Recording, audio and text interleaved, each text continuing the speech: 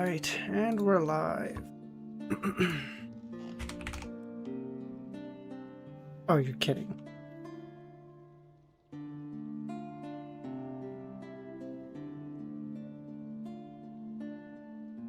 This is...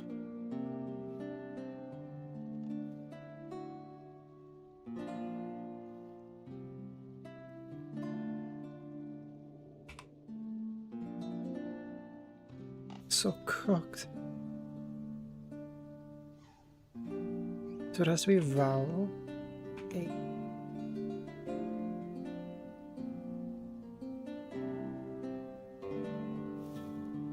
Bullseye, how's it going, man? Yes, Italian was today. Buongiorno. Damn, hair looking like done. Ah, thanks, buddy. Ray, how's it going? Hope, how's it going, guys? Lucius, how's it going? I cook the pizza. It's a me, Mario. Nix, how's it going? Kami, how's it going, man? Especially the hair.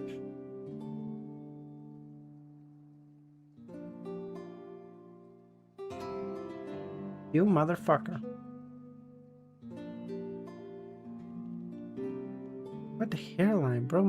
My shit's immaculate. You're actually rage baiting the piss out of me. Sid, how's it going, man?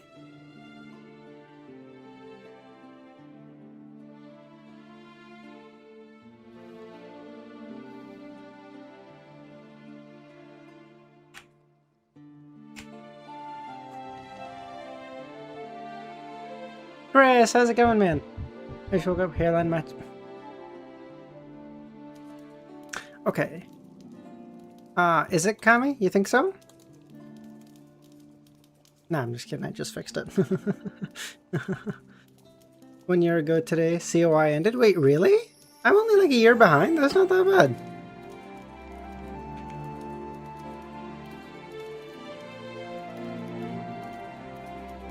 Just woke up a little bit ago. Good to hear. Was I woke up at like 10:30 my time.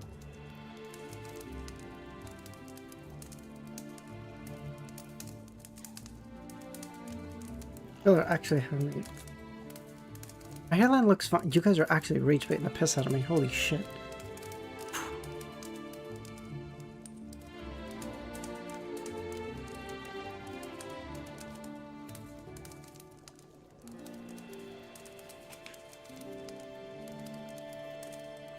I don't know. Quark. God, kill me. I was never gonna get that. What chapter were we on again? Let's take a look. 171 we ended on, so. Get in, no.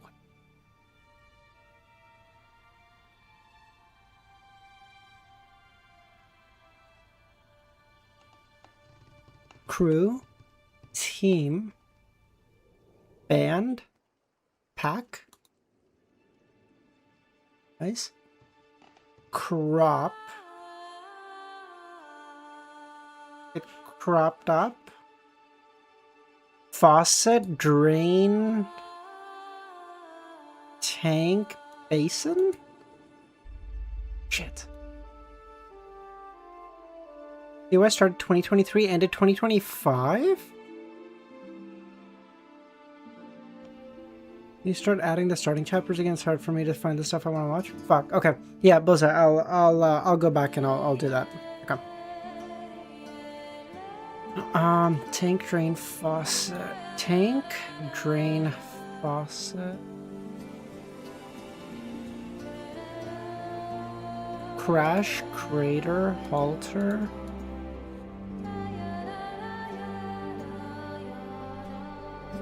Basin? Vod Churokame. In fairness, he did say it's hard for me to find the stuff I want to re-watch. So he may want to watch it a second time. In fairness, tank, drain, basin, faucet. I think I already did that one. Did this one. Yeah, I already did this. Stopper. Shit. Okay.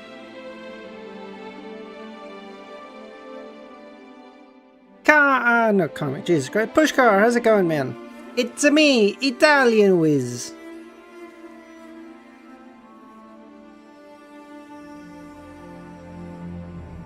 Yeah, my hairline looks fine. Okay, you guys are actually reach baiting me.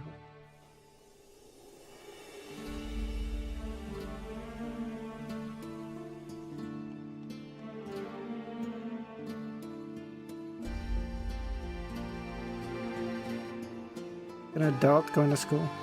You gonna put a hit out on someone?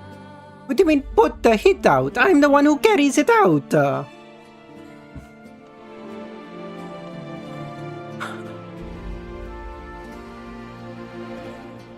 Tank. Crash crater tank drop.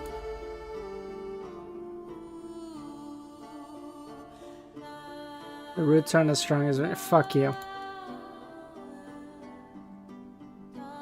Hair is so funny. Fuck you, unknown. Fuck you.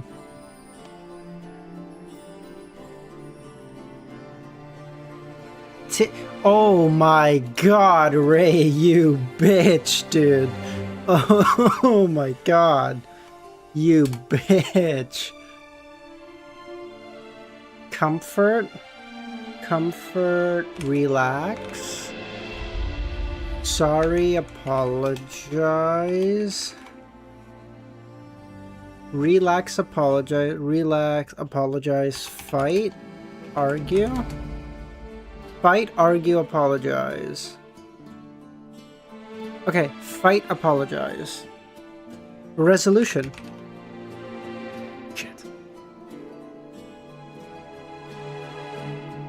Unknown, your membership expired. Fight, apologize. Fight, apologize. How do you do fight, apologize? Trial. Jury? Judge?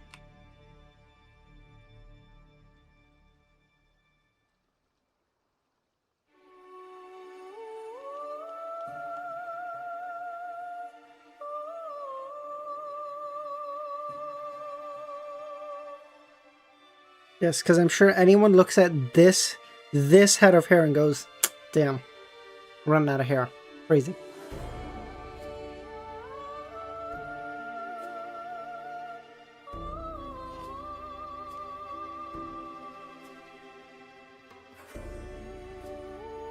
Apologize, fight. Apologize, argue.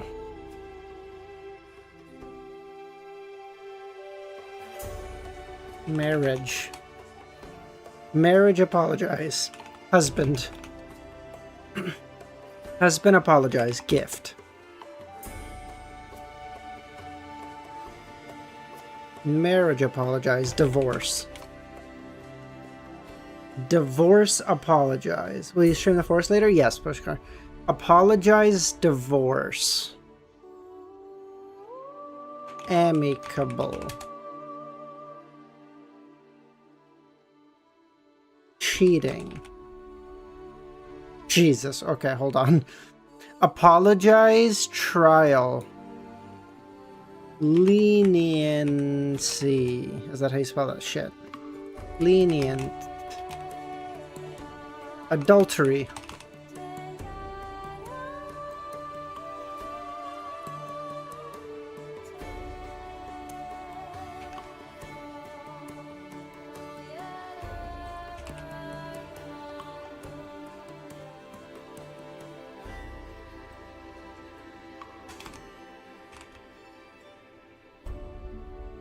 Alimony. Child.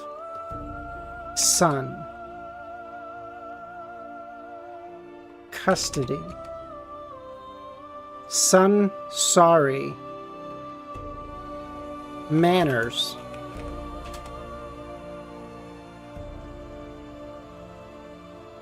Oh, give me a clue. Comforted, really? Back here? Comforted?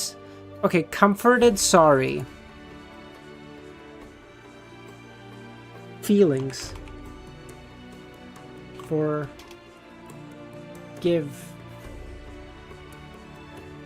Thank you. Thank you, Unknown. Thank you.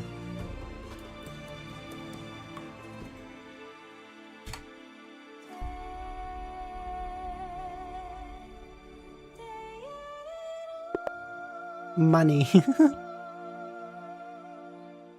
I need to change music. I need the...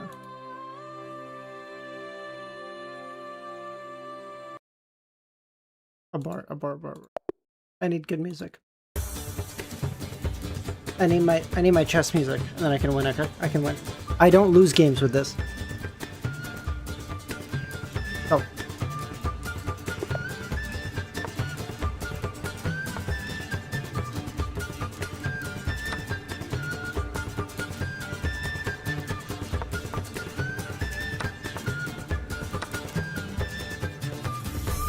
Oh, I know what he's doing.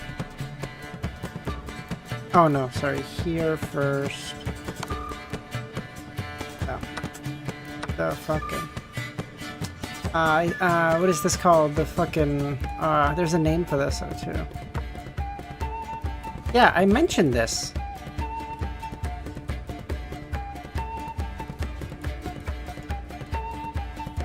The Intercontinental Ballistic Missile, that's what it is, yeah. Okay, I knew it had a name, I couldn't remember it.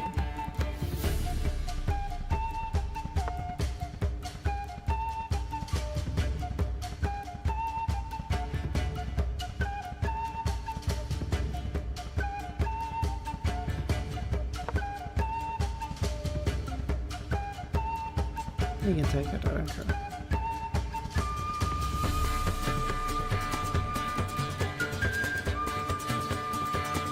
He does have a lot more than me, but his, he does have like 3 points more than me, but chess cannot be that serious to use ICBM as a attacking name. It's a real tactic. I don't know what you want from me.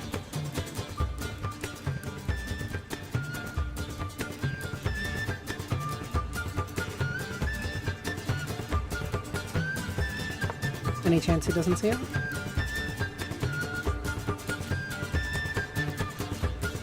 By the way, he can't attack here because this is covered by... If someone is wondering. CD Projekt Red would make an actual Gwent game. Dude, I know, Bullseye. I would just play the... There's a Gwent mobile game, and I played that. I played a lot of hours of that, I'm not gonna lie to you.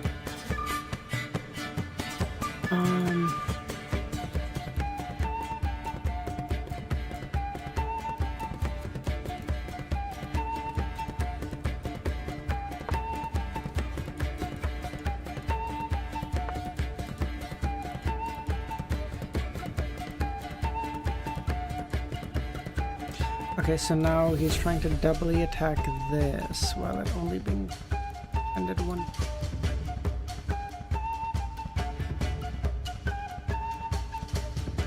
Isn't it like, it is different, yes, it's not exactly the same, but it's not too dissimilar either.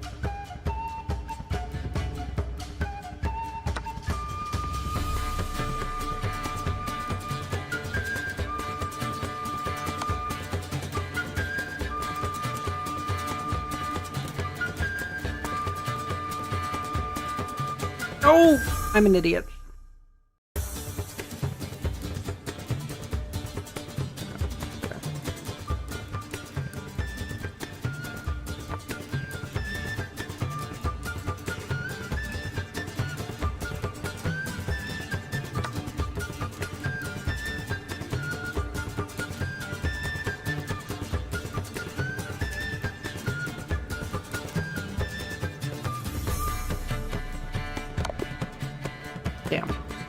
Damn, that's me? Oh, that's stupid. Damn. That was just a bad game. I fucking knew about this as well, and I just played into it like normal. Okay, if here... Oh no, thanks buddy. Thank you. Tough one. Yeah. Okay, that one got ended really quickly. I got fucking destroyed. Thanks, buddy. 3 months. Damn, 3 months. That's crazy. Shut up, Kami, okay? This is a very It's a very dumbass opening. It's fucking stupid, and you just forget about it, okay?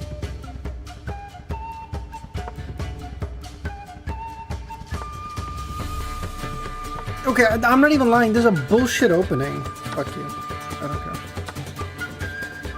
I lost with honor. Exactly. Yeah. I don't know. It's fine. It was a good game. Listen, that was a shitty opening for me, but you know what? I can live with it. What is this idiot doing?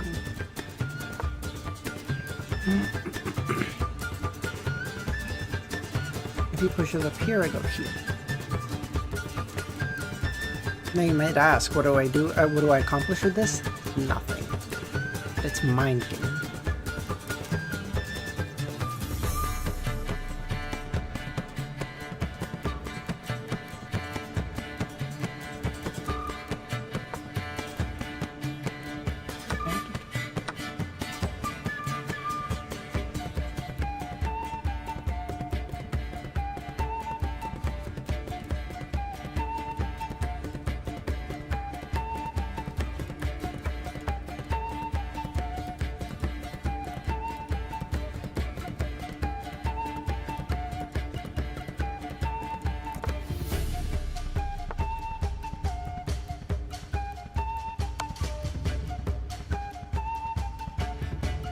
This is like the perfect outpost for this knight. It can't be attacked because everything on the board is more valuable than it, and no pawns can attack it. This is such a goated outpost. Okay, it's just gonna stay here, I guess.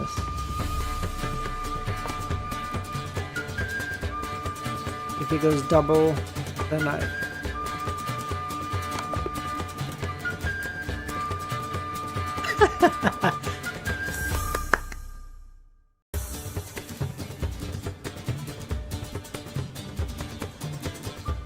This music has something, man.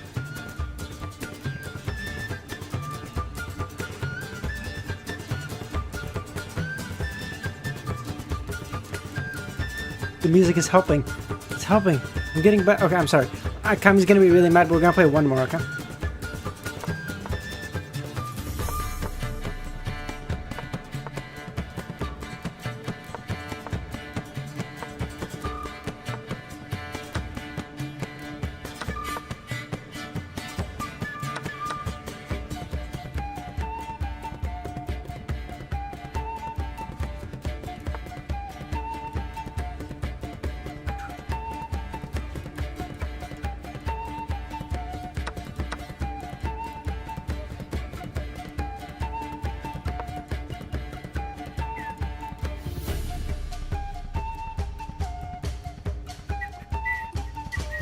Could do this to cover this. It's possible.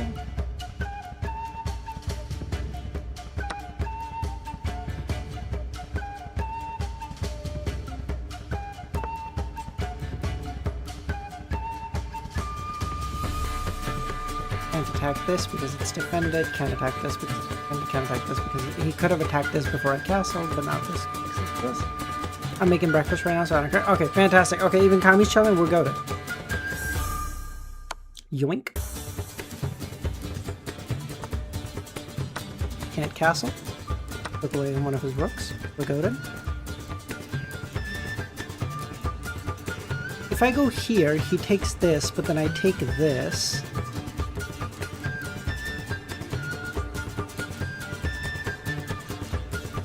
I want to go here, but then that obviously attacks this.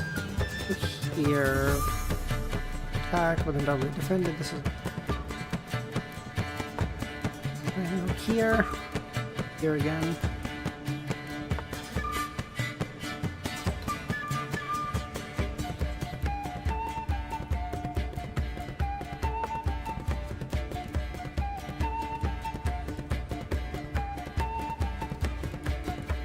Okay, hold on. I probably want to do this next and then push this.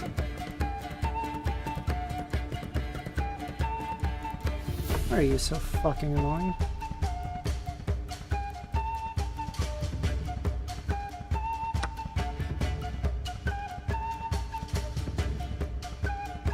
If I go here, what is he? If I go here, is there any move his knight can make? Go here, but then it's captured. You can go here, but then it gets captured. You can go here. And it doesn't have any checks, right? I go here, he takes this, I guess.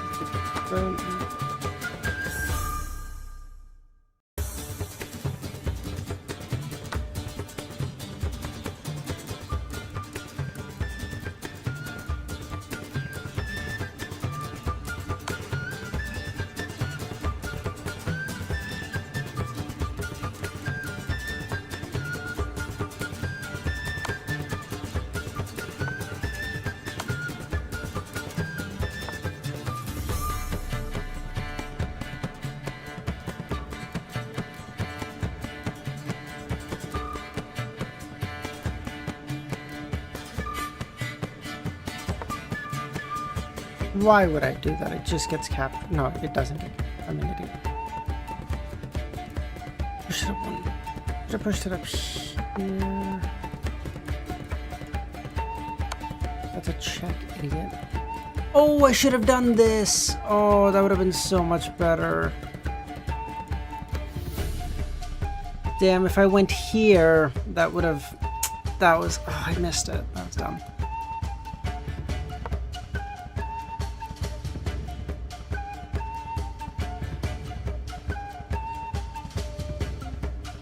Start eating away his pawns. An actual goblin? Jesus Christ. In fairness, I haven't seen the sun either, but that's literally just because the sun doesn't come out much in Canada at this point, so... Not because I'm a little goblin.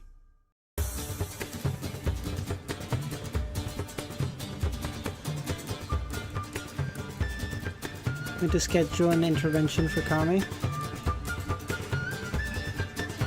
He'll stop picking music. I can't afford to.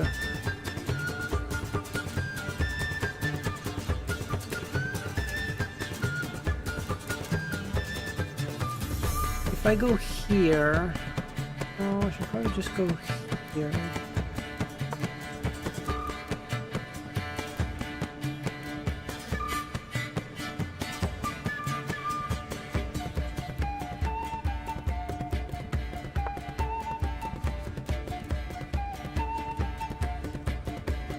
If I go here, he takes, I take, he takes, I get mated.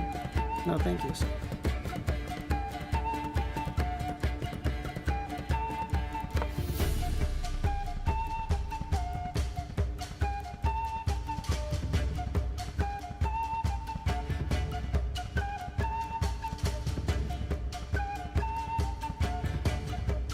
I could have gone here to attack the knight, but then I can't take the knight. It doesn't. This is fine. The asylum checks on me are... The fuck you mean asylum checks? Well?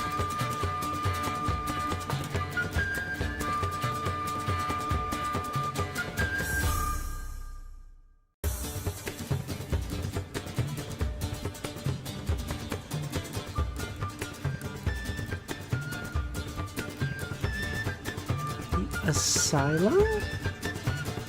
Kami, what is this lore you're holding out on us with? What?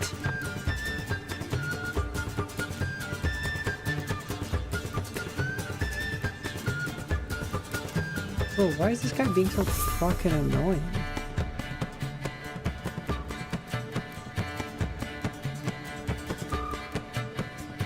Go here now.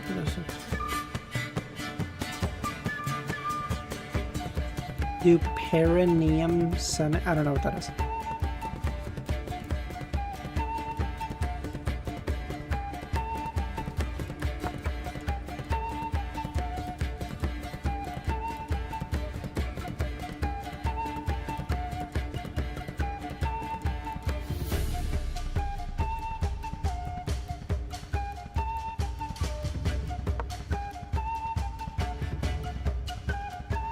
Okay, I did not need to know that. Unknown.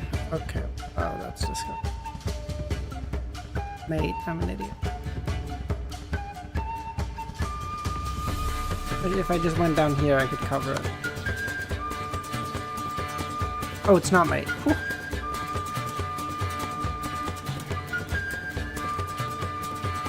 Wait, if I go here, isn't...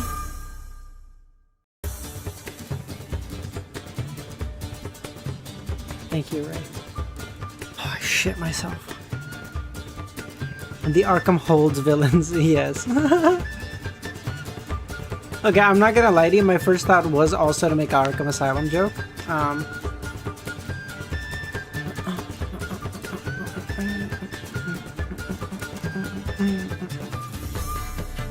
I just cover this with this. Doubly defended, he can't take. Rook f8 next. f8? What do you mean? f8 would get me mated. Are you on crack?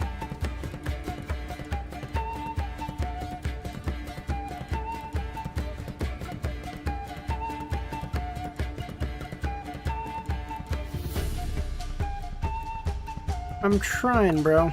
We're gonna do this. He's running shit low on time, though, which is good. If I go here...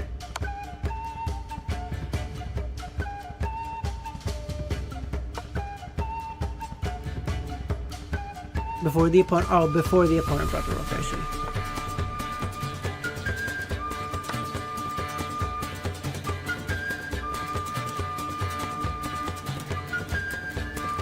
Let's go! Get fucked, buddy! What's the...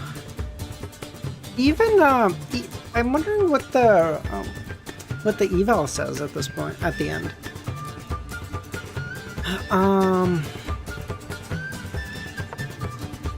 Wow, really? Okay, he's winning, but then once I... Yeah, no... He's still winning here, really? Even down this much material? I mean, it's 1.4, so it's not, like, overwhelming odds, but...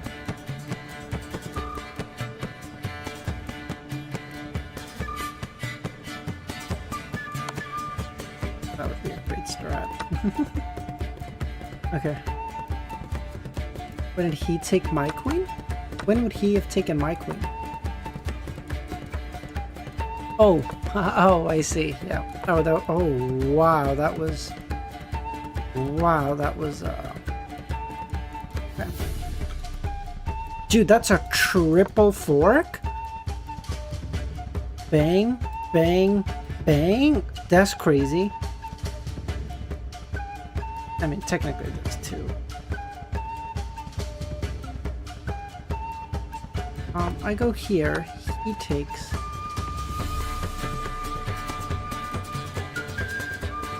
What am I supposed to do here?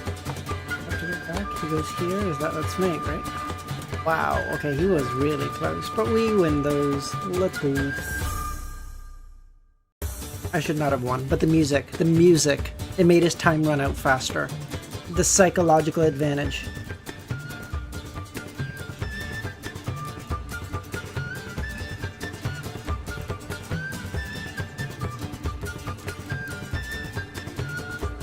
$170, what are we at? 2.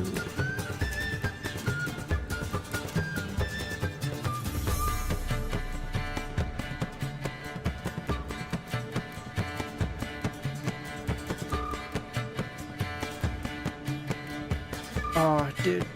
They gotta make him a mob boss now. He's gotta be a made man. And then he's gotta get hair like mine, you know? It's all part of the plan, baby.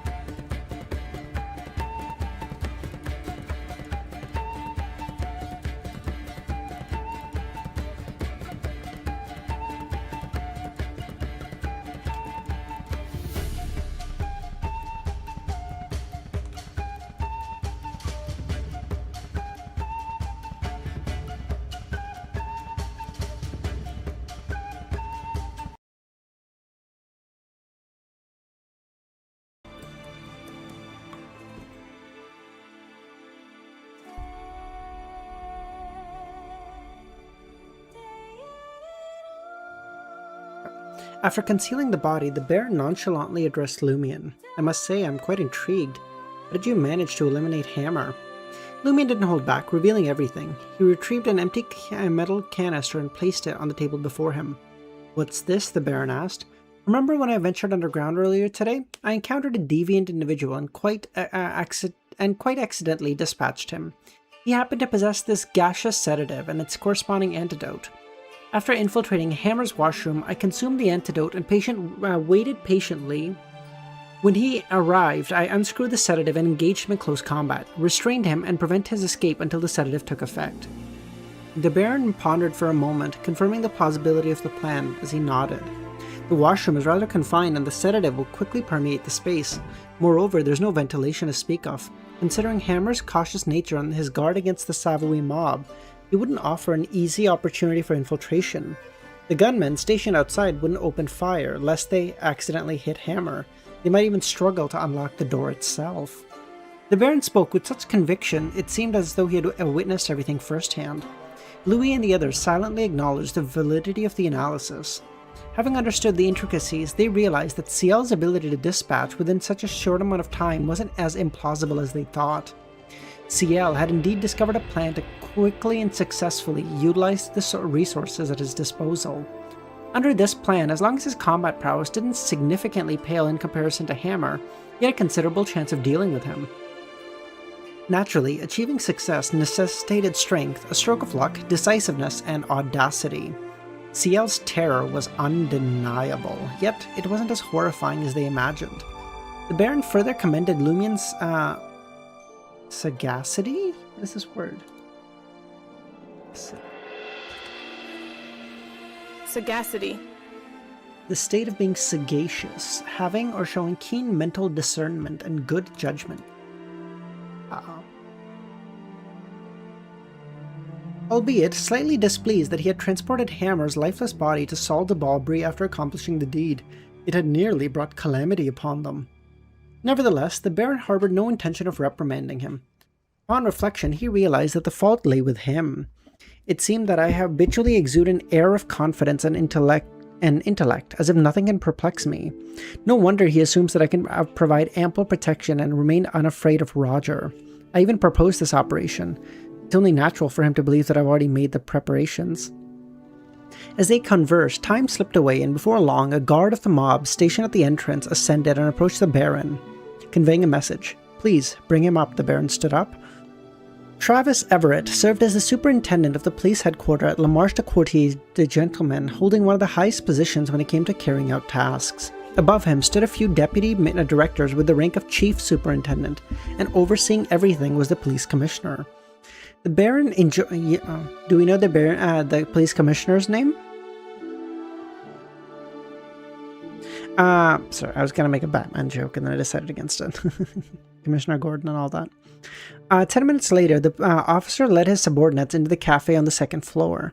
Travis Everett appeared to be around 30 and stood at nearly 1.75 meters tall. His black hair was cropped short and he wore glasses with a relatively large black frame. Dressed in a black police uniform, his epaulets showcased 5-petaled irises and a silver white against the black background, indicating the rank of a superintendent. If there were 7 petals, he would hold the rank of chief superintendent, and above that, an off-white diamond. Travis Everett looked at the smiling Baron and asked, "What just happened? Please don't tell me there was an explosion at the entrance of Salle de Balbry and you have no idea who did it." "Monsieur Superintendent, please, take a seat," the Baron guided. Lumien, disguising himself as one of the thugs alongside Louis and the others, stood behind the Baron, avoiding confrontation with the officers. The Baron picked up his mahogany pipe and gazed at Travis. He spoke, Hammer is dead. I was concerned that Roger would go into a frenzy, so I detonated the explosives and drew everyone's attention. Rest assured, I carefully chose the location of the blast and didn't harm or seriously injure anyone. Can you refrain from causing so much trouble? The parliamentary election is taking place next week. Do you want to embarrass us in front of our superiors? I do not care about your intentions, nor do I wish to know your motives. All I want is peace. If something similar happens again, I will propose to Monsieur Amarek that Bureau 8 and the 2 churches form a joint investigative team to handle your mob.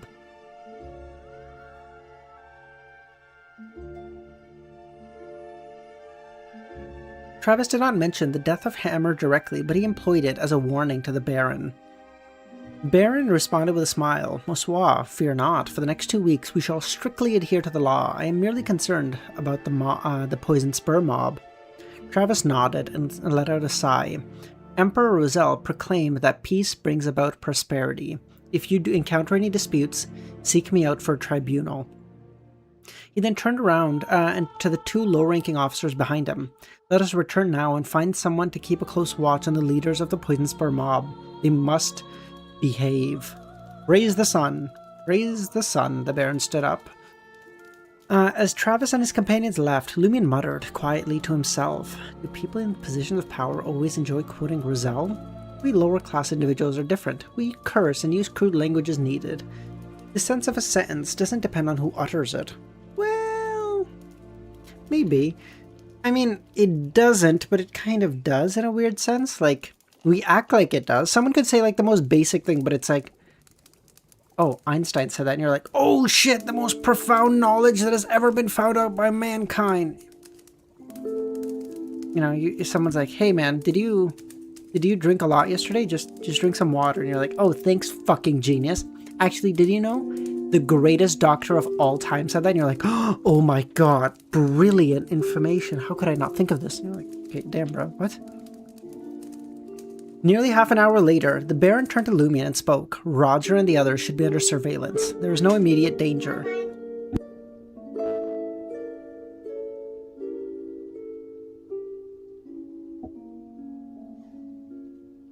Sorry, give me 1 second. My niece just came in.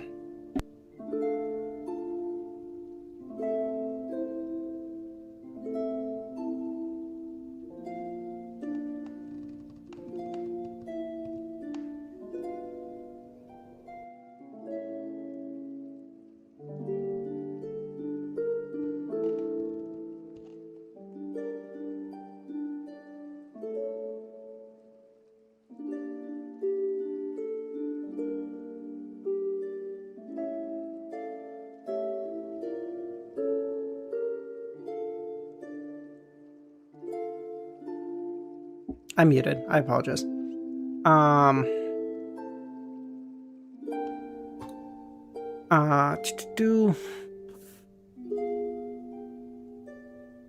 Nearly half an hour later, the Baron turned to Lumion and spoke. Roger and the others should be under surveillance. There is no immediate danger. You may return to your motel now. Come here at 10:30 in the morning. I will take you to meet the boss. Let's fucking go. We're finally meeting the big boss. Let's see who this bitch is. Bug, how's it going, man? How you doing? Alright, Lumion replied with a smile. Thank you, Baron. He then inquired, according to the rules, since I was the one who killed Hammer, all of his belongings belong to me, right? That is correct, the Baron confirmed, displaying a generous nature.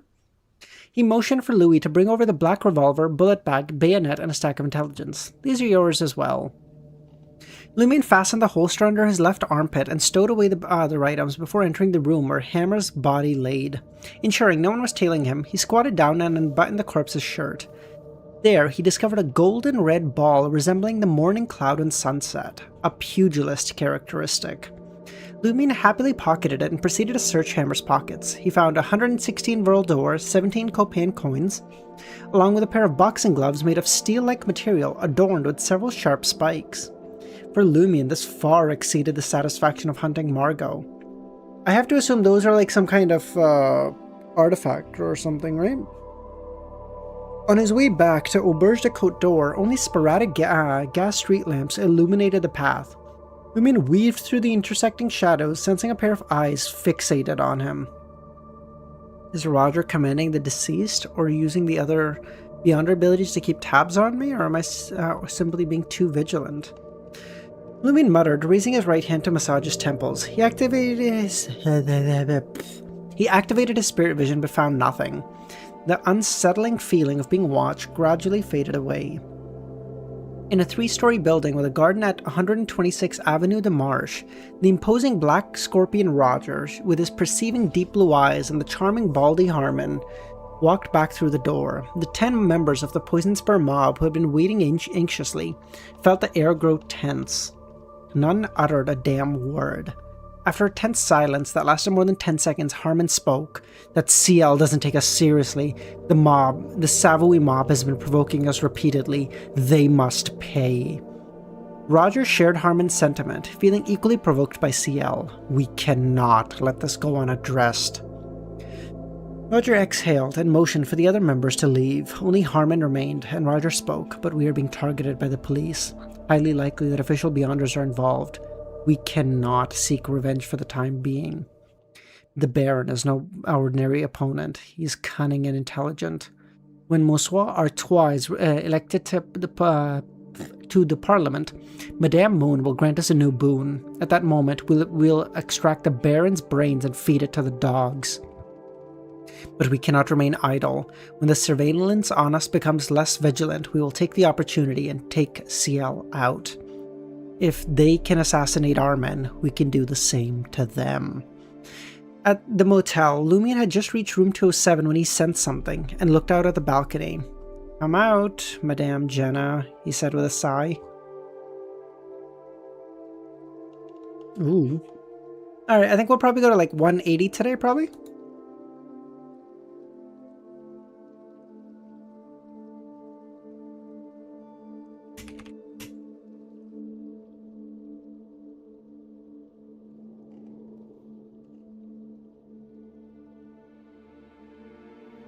Yeah, I'll be able to do it. It's like 8 chapters, should be fun. With her hair tied up in a simple bun, Jenna emerged. How did you know? How did you discover me? How'd you know it was me? Being an assassin, she had mastered the art of utilizing darkness and shadows to conceal her presence.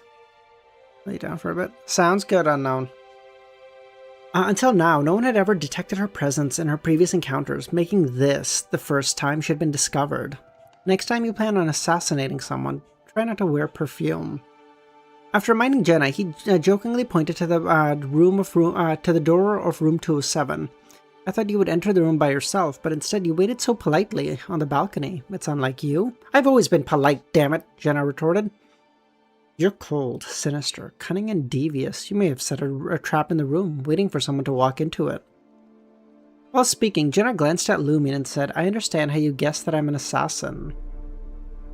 First, you connected the dots from my perfect infiltration route, then deliberately probed me. Fuck, if I'd been calmer, you would have just said, you're joking. Madame Jenna, your reflex arc is a little too long, Lumion laughed. Wait. What, Madame or Miss? You're not one to be polite. Just call me Jenna. What's a reflex arc? She asked. She had a feeling it wasn't something favorable. Miss, did you complete your compulsory education? Lumion criticized. As he opened the door, he explained. For instance, you, Franca, the Baron, and Hammer hear me telling a joke simultaneously. Franca and Baron burst out into a laughter immediately, but it takes you the whole day to find me and say, ha, that was funny. Fuck you, Jenna finally realized that she'd been mocked. Following Lumion into room 207, she asked, what about Hammer? Why isn't he laughing? Dead people don't normally laugh. Jenna was momentarily taken aback before she started laughing. You truly do have a sense of humor. Lumion ignited the carbide lamp in the room and settled on the edge of the bed. What brings you to the motel? I've come to get my gun back, Jenna asked. But don't... wait. Jenna shut the door behind her and dragged over the old worn armchair, placing it in front of her. She sat down. But don't tell me how you did it just yet. Let me guess. You asked about the size of the bathroom. That means you intended to exploit the environment there. Fuck, I've got it. Okay. You had that perfect sedative on hand. Perfect place like the washroom. It's like trapping a pigeon. Oh, I can just imagine Hammer's desperate expression as he struggled, realizing his strength was running away from him. The thugs outside couldn't enter, and they didn't dare shoot. The more Jenna spoke, the more animated she became, as if she was the one who had carried out the assassination. At least you have some wits about you, Lumion begrudgingly acknowledged. Jenna waved her hand and peered at Lumion. Why can't I figure out why you weren't affected by the sedative? Did you smell the bottle of shit beforehand? Does it last that long? Lumion simply smiled. I recall something you once said. Avoid seeing what you shouldn't and hearing what you shouldn't and asking questions about what you shouldn't know. Jenna just glared at Lumion in frustration. Lumion produced her revolver and tossed it to her, and Jenna caught it and chuckled. You didn't even dare come up to me in person and return it? Is there something about me that frightens you? In that moment, she felt as if she had returned to teasing Lumion when they first met. Lumion appraised her. Quite audacious to enter a male stranger's room dressed like this in the middle of the night. Jenna was dressed as she typically would for her evening performances. Her white blouse revealed a generous amount of her chest, and her off-white fluffy short didn't provide much coverage for her legs either. Jenna covered her mouth and chuckled. I was defenseless down in the underground, yet you didn't make a move, let alone now. I'm not reading that. I'm not reading that. No fucking shot. As she spoke, she intentionally lowered her body, revealing her cleavage to Lumion. Jesus Christ. Lumion didn't flinch and observed calmly. Who would be frightened by such a thing? Jenna's expectation of a fleeting gaze and a flushed expression transformed into discomfort. She sat up and muttered, "Lame. Coward." In the next instant, Lumion stood up. Jenna's expression changed. What are you planning? I'm not reading that unknown. No, I'm not. No. I'm not doing it. I don't care if it's for the plot. I ain't doing it. What are you planning to do? Lumion smiled. Just pouring some light beer? Fancy glass? No. Thanks. Lumion took a few swigs of his light beer and redirected the conversation. How much... Unknown, I'm not reading that, bro. That's so... Come on, I'm not reading that. It's so uncomfortable.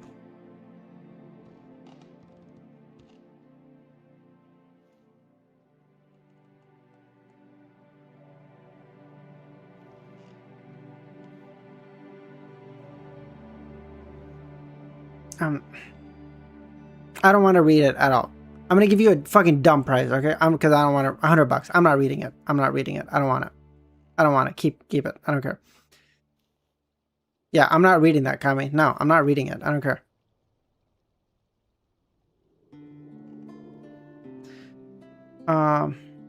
If you can, fine, bro. I don't care. It's disgusting. No. $100. Real talk. There's like entire chop. But I don't care. Fine, we'll deal with that when we get there. I don't care. I'll skip those chapters. I don't care.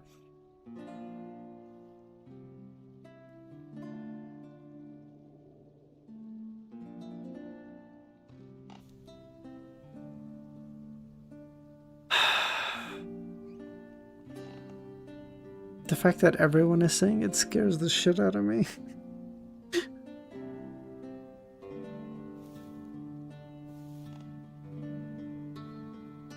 Yeah, maybe. I don't know.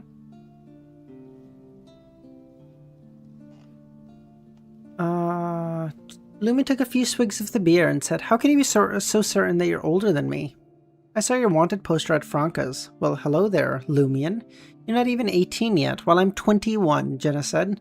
"Is your mental age only 12? Lumion taunted. "How did you come to know the infiltration route to that room?" Franca had long harbored the desire to carry out an assassination against the Poison Spur mob. Jenna pursed her lips and replied, "I've been gathering intel for nearly a month, awaiting the perfect moment to assassinate Margot, but you beat me to it." Margot had previously overseen the Salle de Brie. "Do you hold a grudge against Margot?" Lumion asked. "He didn't do anything to me." Jenna lowered her gaze slightly. "When I first arrived at the Market District, searching for singing opportunities in various dance halls, I encountered another showy diva singer, a few years older than me, and she took me under her wing. She even helped me refine my singing and guided me to a chance to perform. Over a month ago, Margot violated her. Fucking damn it. Did you think all those showy divas were open for the taking?" Afterward, she left the Market District, and I heard she was committed to an asylum. That's when I pleaded with Franca to obtain beyond her powers and assist her. You see, one mustn't hesitate. When I made up my mind to kill Margot that morning, I did it that night, Lumion said. Jenna found herself both enraged and entertained. Well, everyone has their own style. Tomorrow morning, the Baron will take me to meet the boss. Do you have any insights on what kind of person he is? I've never met him, personally, but Franca's told me a few things. He resides in Quartier de la Cathédrale Commémorative. He's a bit of a pervert and has a fondness for women, but not twisted. His tastes are pretty normal, and every one of his partners matches Franca's preferences. He's a merchant by trade. He owns a depot near the steam locomotive station and holds a significant share in the nearby Riss docks. He also runs a freight company and a construction firm. You may not know this, but when the Poison Spur mob first gained power, they had a major conflict with the mob. All the laborers from the depot and dock workers took to the streets like a protest. A considerable number of people. If armed, they could practically be an army. Franca also mentioned that he's quite amiable, even with common laborers, but don't be deceived. His goal is to make others drop their guards. Highly intelligent, cunning, enjoys playing mental games. Don't provoke him. He wields a significant power. He seems adept at fire manipulation and possesses some mystical artifacts. Fire manipulation? Pyromaniac? No, Franca mentioned he's incredibly powerful. And Franca herself is likely a Sequence 7. If she made that assessment, the mob boss is probably more than a Sequence 7. 5, probably? Because a 7 to 6 is like strong, but 5 is like terrifyingly strong, so. The Poison Spur mob, Black Scorpion Roger, is the boss with an equivalent boon to a Sequence 7. A heretic spellmaster might not necessarily defeat a witch. Franca could easily be a mob boss herself, yet she willingly becomes this person's mistress? I wonder if she has ulterior motives, or if his strength and background truly surpass Franca. You better dress like a man tomorrow, don't be like the Baron. The Baron prefers aggressive subordinates who resemble wolf dogs. Is that so? I'm afraid I'll appear overly aggressive. Oh, right. You saved my life, yet there are times when I can't help but want to slap you. Anyway, don't go that far. I'm heading back now. I won't be able to perform for the time being. Why do you still live in such a shitty room? This is my turf. Huh? Jenna didn't say anything else and entered the dimly lit corridor and vanished. Lumion freshened up and settled into bed. Reward? It's like a reward. Let's go, baby.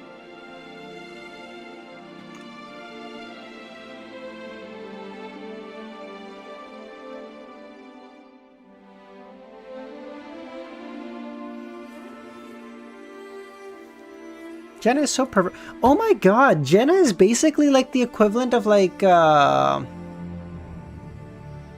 Miss Daly. I'm just realizing this. Lag? You shouldn't. It should be. I don't think it's you, Unknown. I don't think anyone else lagged.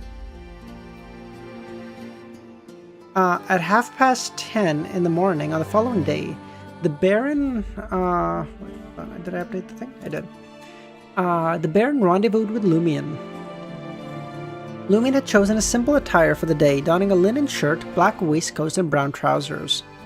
This ensemble left an air of casualness about him, almost uncouth. The Baron observed it for a few moments, but refrained from commenting. Instead, merely reminding Lumion, "Until we meet the boss, it is best to keep your words to a minimum." Understood, Lumion said. Accompanied by Lumion alone, the Baron did not even bring Louis and the others. He led Lumion downstairs and directed him towards a carriage. Within half an hour, the carriage navigated through Quartier de la Cathédrale Commémorative and halted at the comparably tranquil street. The train in this area stood higher than its surroundings, detached villas, predominantly white, beige, and greyish blue. Lumion's gaze scanned the street signs revealing the name Rue de Fontaine. Fountain Street, basically? Following the Baron, Lumion arrived at 11 Rue de Fontaine and watched as the Baron pulled a rope hanging beside the gated entrance. Before long, a valet of southern continent origin approached and opened the door. "Monsieur Martin awaits you in his study," the valet remarked. Without waiting for the Baron and Lumion's response, the valet turned on his heels and strolled along the cement path flanked by 2 green lawns, spacious enough for 3 carriages. After crossing the villa, the Baron and Lumion approached the greyish-white 3-story villa. The villa doors swung open, revealing a man in a black suit and dark bow tie. The Baron hastened his steps and greeted the man. "Good morning, Faustino." Faustino, I think, would be pronounced correctly. Good morning, Brignace." Faustino, a man in his 50s, replied. The Baron introduced him. "This is Monsieur Martin's butler, Monsieur Faustino." Lumion greeted Faustino in a usual manner, maintaining proper decorum. Faustino nodded and offered no further words, leading them through the hallway adorned with a resplendent crystal chandelier resembling a dance floor. Resplendent? You should see the resplendent chandelier at Earl Hall's house, okay? This wouldn't even... We wouldn't even put this up in the pantry over at Earl Hall's house, okay? Calm your ass down. Broke bitch. Along the way, Lumion surveyed his surroundings, noting an array of oil paintings and an assortment of weapons adorning the walls. Audrey Moggs, actually. Single-handed swords, broadswords, hammers, spears, sharpos, a half-tall wooden platform that ought to have showcased vases and sculptures was instead occupied by silver white suits of armor, stirrups, breastplates, and other items. Behind the desk, positioned beside the floor-to-ceiling windows, stood a man who measured nearly 1.8 meters in height. His hair, typical black as found in Intas, exhibited a few silver strands near his temples. He appeared to be in his early 40s, possessed strong facial features, and had slightly reddened eyes. The man possessed full cheeks that contrasted with his sharply defined features. Wrinkles were conspicuously absent from his countenance. He is definitely not a demigod, that'd be crazy. He exuded a relatively amiable temperament.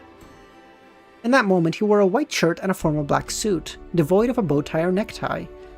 "Good morning, Monsieur Martin," the Baron said. After Lumion offered his greeting, Gardner Martin smiled and sighed. "So young, aren't you?" I'm truly beginning to understand Emperor Rozel's words. Heroes often exhibit different demeanors from others when they are young. How should I address you? CL or Lumion? Oh shit! That's hard. That's hard as shit. You said like, damn bro, that's crazy. That like, oh, a hero emerges. Which name do you prefer, hero? Damn. That's kind of Morgan though. That's kind of crazy. CL, Lumion replied respectfully. As Martin strolled away from the windows, he offered a warm praise. In just a week, you've slain 2 Sequence 8s and gravely injured a Sequence 9.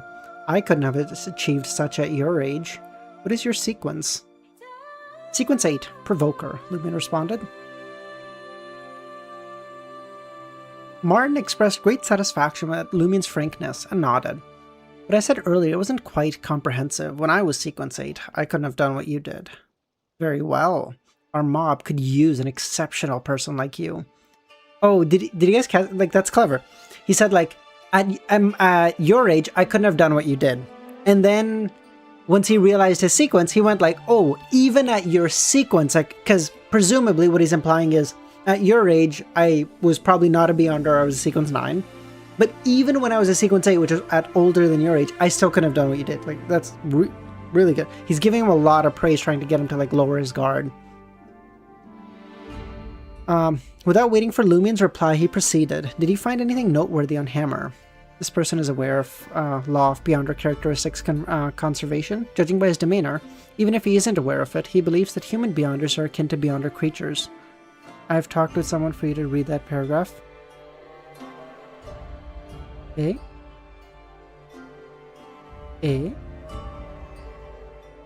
What?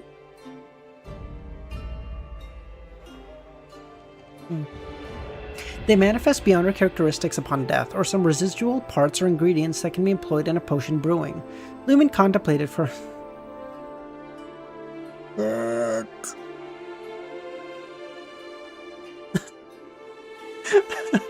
Oh no. Shit. Lumion contemplated for a moment and withheld nothing. From his pocket, he produced a fist-sized sphere resembling the morning clouds. I found this. Excellent. Sell it to me. It holds no value to you. How about 18,000 Vraldor?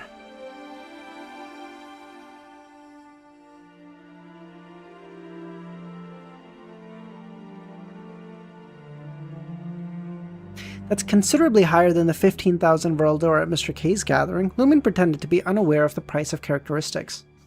Is it truly worth 18,000 Vraldor? The Baron, standing beside Lumion, couldn't fathom what peculiar object had prompted the boss to offer such a sum.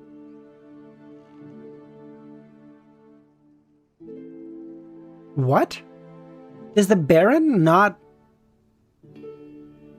understand what it is? Yeah, unknown. I figured that, which is even funnier to me, because you're basically a middleman. you're like Sal's lawyer, like reaching out, like, so, I've spoken to my client. The terms of your agreement are amicable with us. And I'm like, the fuck is going on here? The Baron but what does this mean? Does the Baron not know what that fucking item is? Can he not figure out what a fucking... Does he not know what a characteristic is? Something from Hammer? An ingredient employed for advancement? Or do Beyonders resemble Beyonder creatures? The Baron entertained numerous speculations in an instant, and suddenly regretted agreeing to surrender all of Hammer's possessions to CL last night. Haha, it is indeed precious, but I am offering a premium. Consider it your reward. He then turned to his butler. Go and fetch 18,000 pounds in cash. Avoid denominations that are too large.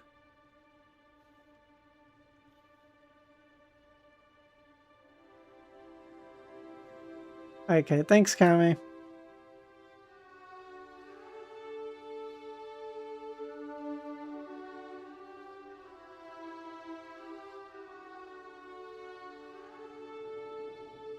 Alright, let's switch to this for a bit. The previous one was kind of dark and dreary. I didn't like it very much.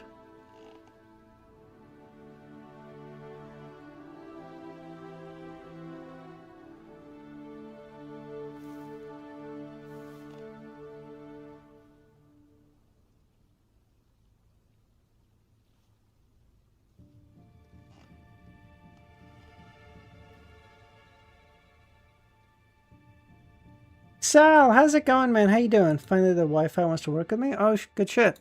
How's it going, man? Are you? Is this your off work now, right? This week? I feel like I'm remembering this correctly. Hold on. Finished heading home now? Ah, good shit. Okay. Oh yeah, it should be about 3 o'clock for you.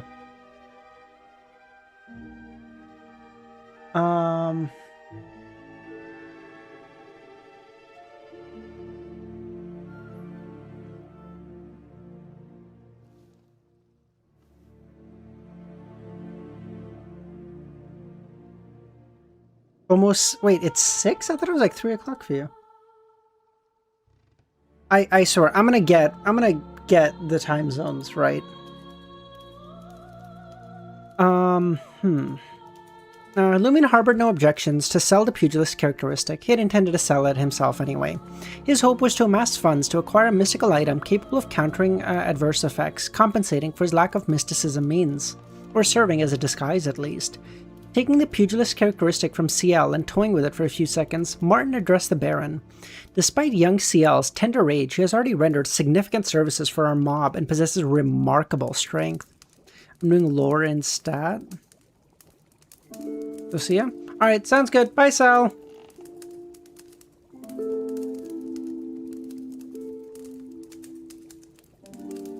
The gardener remarked, wait. It is time for him to assume a more substantial responsibility. Yes, you are already burdened with the usury business and other shops on Avenue de Marche. It is no easy task. Get CL to assist you in managing Saul de Barbry. Allocate some personnel to support him, so he doesn't have to rely solely on himself. The Baron's muscles twitched ever so slightly as he suppressed his discontent and said, "Very well, Monsieur Martin." The Saul de Barbry was a veritable gold mine and he was reluctant to let go of it.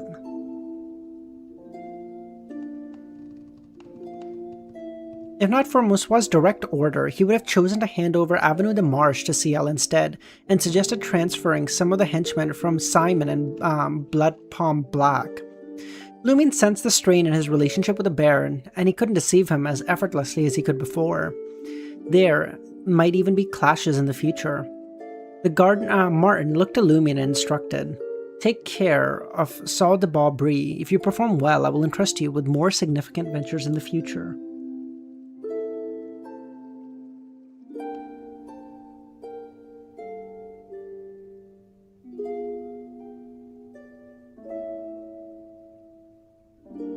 Oh shit, you weren't even lying, it did go through. Fuck. Oh, Sal.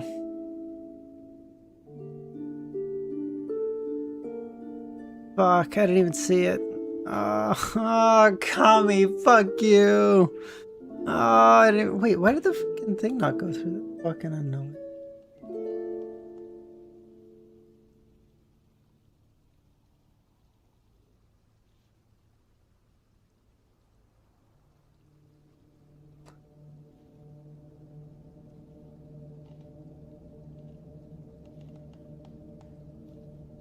See if it works now.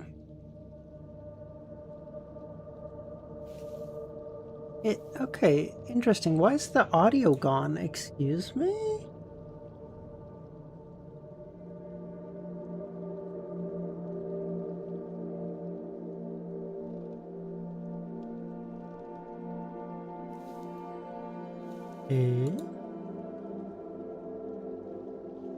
I'm so confused. Okay, I'll figure that out after. Fuck you guys. Oh my god.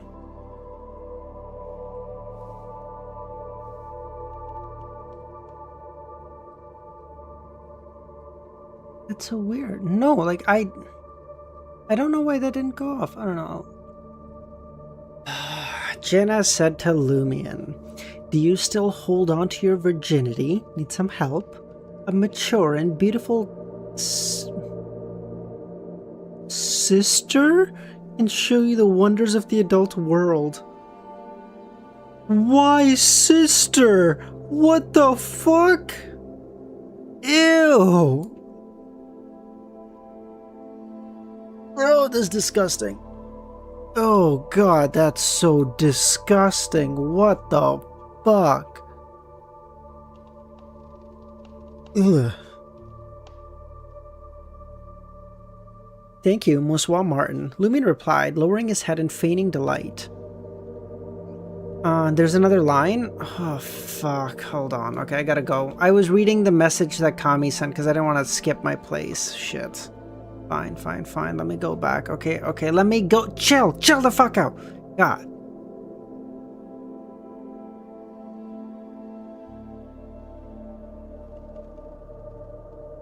As she spoke, she intentionally lowered her body, revealing her cleavage to Lumion. Great, yeah, got it. Thank you.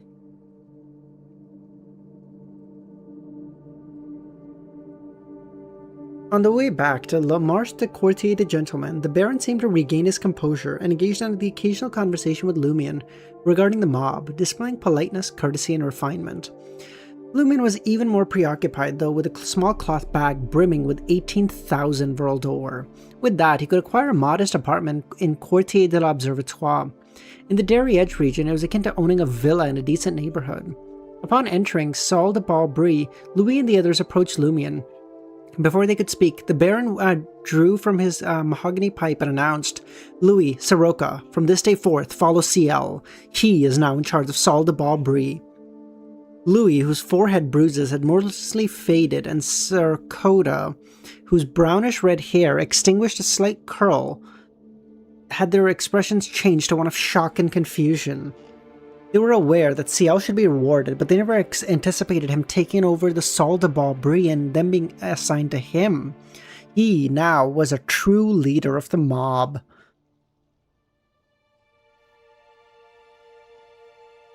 Ignoring his subordinate's reaction, the Baron smiled at Lumion and stated, "Leave me an office on the second floor. I require it for the usury business." "Very well," Lumion responded.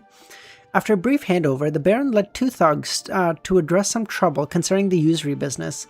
Lumion ascended to the second floor, intending to inquire about the Saul de Brie's operation.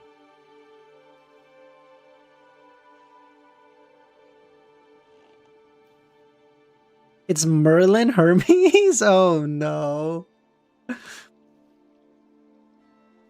Yeah, but she probably doesn't even. The thing is, visually, he doesn't look that much different. So I'm assuming she probably thinks it's just like some it's like some magician clothing or whatever that client's wearing. I doubt that she's thinking about it too deeply.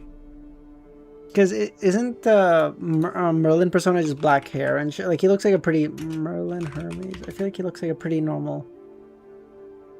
Yeah, for sure. She just thinks that's like Klein with wearing like some magician clothes for sure. Unless she's obviously heard some spoilers. Obviously, I can't speak to that. Louis leaned in and spoke. CL, I mean, boss, Red Boots is in your office. I wonder if she's here for you or the Baron. Would you like to meet her? Bronca? Louis nodded. Where's my office? Louis hurriedly guided his new boss through the cafe into the corridor on the second floor, reaching a room at the end. Dara knows about marionettes? Yeah, she's on volume 4. She should... He's a marionette He's a marionettist at 4, no?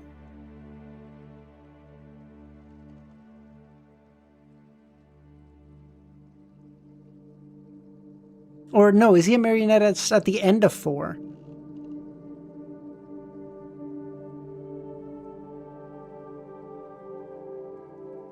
He ascends at the end. Oh, at the end of 3. Okay, yeah, okay.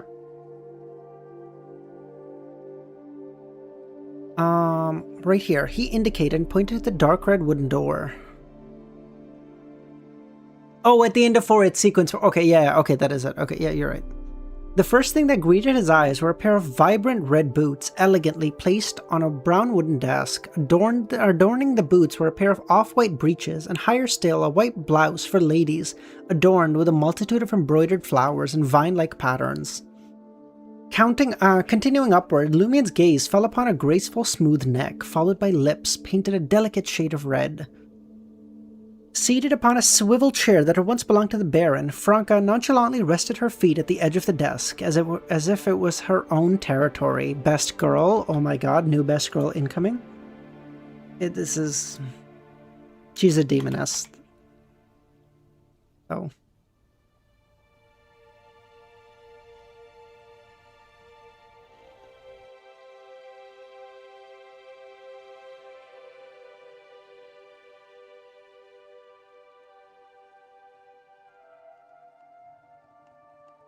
Are you guys okay with this background? I know it's not COI, but I think it's just a nice change of pace. That old one was starting to get fucking stale.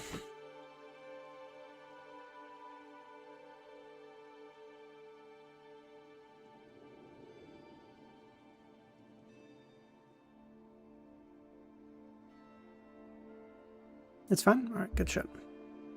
Lumen stepped into the room and closed the door behind him. Are you here to see the Baron or myself? Franca leaned back in the chair, stretching her body. Care to guess why I'm here? For you or him? Her voice cut through the air, clean and distinct, in contrast to her elegant beauty. Gardner initially wanted you to be Brignace's deputy, to see if you were capable of handling more than just fighting. I told him that Brignace hasn't been very obedient lately. Cover art for volume 1, it's in the art channel. Thanks, comment. I'll look at that too. Dude, Franca the go, helping him out. Never talked to him, but she's like, she helped my girl. Or he helped my girl. I'm gonna help you out. I'm gonna do you solid. Franca's like, you helped my girl without ever meeting me. I'm gonna help you without ever meeting you. Lumion nodded, a sudden realization dawning on him. Aurora was right. A comment made in bed could play a significant role. His confusion from earlier on Rue de Fontaine began to dissipate. How could the boss be so generous so as to take away one of the Baron's most prized property and hand it over to an outsider? Salle de Balbry was the most popular dance hall in the entire market district. Initially, Lumin had contemplated mocking Franca's masculine sitting posture, but the thought of her true gender made him reconsider. He clicked his tongue and remarked, "So, should I be thanking you?" No need for that. After all, you were the one who saved Jenna, Franca smiled. I came here for 2 reasons. First, to assure you that I understand the distinction between kindness and animosity. I will surely repay kindness. Secondly, I wanted to warn you not to harbor any intentions towards Jenna. Hey, okay, listen. This, I feel like, is, like, super fair. It's like, hey, appreciate you, super good, but, like, she's with me. Don't get any fucking ideas, okay? The latter half of her sentence carried a clear warning. Lumen couldn't help but chuckle. Are you lacking confidence? If you manage to make Jenna infatuated with you, nothing I do will change her feeling. Had Lumion not known about her potential gender transformation through the Demoness pathway, he might have taunted Franca, asking if her confidence relied solely with her dick. He may have mocked her insecurity and her need to caution an unrelated individual. What did she think Jenna was? Someone who would easily change her heart? Lumen could almost visualize Jenna treating Franca as her friend rather than a lover. Gradually, Franca's smile faded. She withdrew her feet and arose. Being slightly shorter than Lumen, she stood at an impressive 1.75 meters tall, a rarity among Intesian women. Franca circled the desk and came closer to Lumion. If you're in need of women, I can introduce you to some of my top dancers. If they don't catch your fancy, how about me? Lumen's heart remained calm, undisturbed like a still lake. The realization that this woman may have once been a man extinguished any desire within. He simply resisted, firmly gripping Franca's right hand and offering a smile. I'm afraid the boss would have me sleeping with the fishes at the bottom of the river. Changing the topic, Lumen continued, so you swing both ways. I used to fancy girls exclusively, but after giving the other side a taste, it's not half bad. It brings about a different sensation. Life's too short to impose limits upon yourself. Break free from unnecessary restrictions and explore. It seems as if Franca truly had been a man in the past, but now is she a Sequence 7 witch? I don't hold any special feelings for Jenna, nor do I intend to. I have far more pressing matters at hand. Francis? Bro is not enlightened. Bro is enlightened by Rosal's wisdom. What do you mean? Franca's totally enlightened. What are you talking about? Just as her hand reached for the handle, Lumion's memory was jogged, and he finally recalled the source of Franca's words. It had been mentioned by Aurora in his dream. She spoke of a member of the curly-haired baboons research society who had contemplated the idea of becoming an assassin and consumed a corresponding potion. But at the witch sequence, he found himself in a quandary, unsure of whether to undergo a gender transformation. Another member of the society had advised him, life's short, why not give it a try?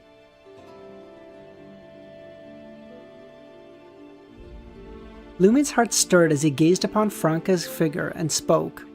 Life is short. Why not give it a try?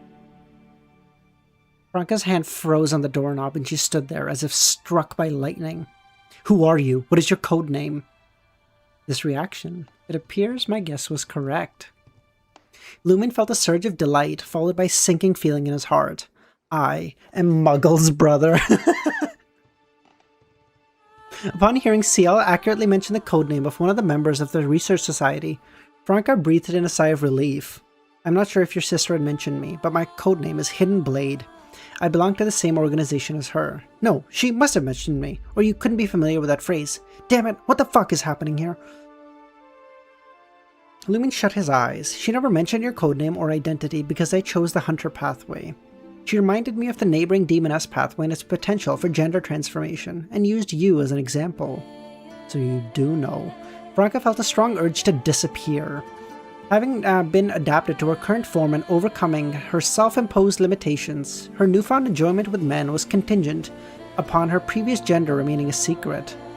The notion that CL knew about her past and her penchant for intimate relations with men ignited a dangerous thought within. The dead can keep secrets. The dead won't mock. Franca slowly let out a sigh. It would be wise for you to forget this. If you weren't the Muggle's brother, I would have ensured your permanent disappearance. Let me enlighten you of your pathway. It too involves a gender change. I paid a steep price to acquire this knowledge. Unlike Demoness, Hunters transition from female to male. It occurs at sequence 4 likely, and when the time comes, I will switch pathways, become a hunter, and reclaim my form. See, this sort of stuff is, like, annoying with Cuttlefish wanting to make it, like, a standalone book, theoretically, because Like, this is supposed to be some great reveal, and it's like, bro, I'm well aware. What are you wasted my fucking time for? When that time comes, is that so? Hunters symbolize male, while demonesses represent females. No wonder they're neighboring pathways. Lumion just chuckled. When that time comes, how will you face the man you once were intimately involved with? Franca's expression turned smug as she unveiled her well-devised plan.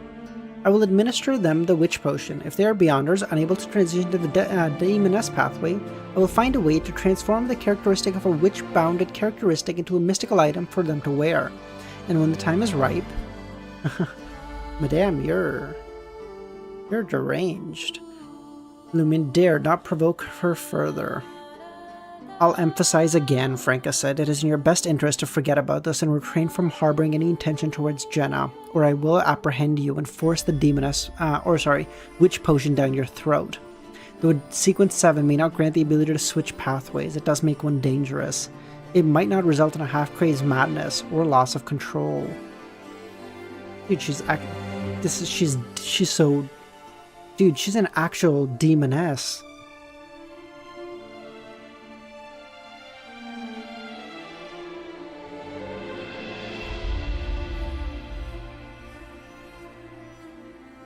Alright, bye, Unknown. Thanks for popping by, buddy. Visualizing such a scenario, Lumion nodded. You are my sister's friend. I will surely keep your secret.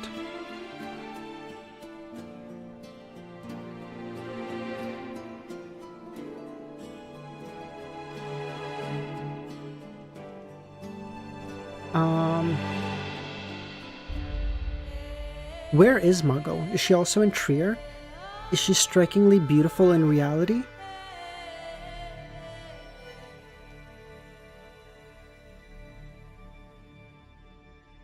Right. Give me 1 second. Got a mess.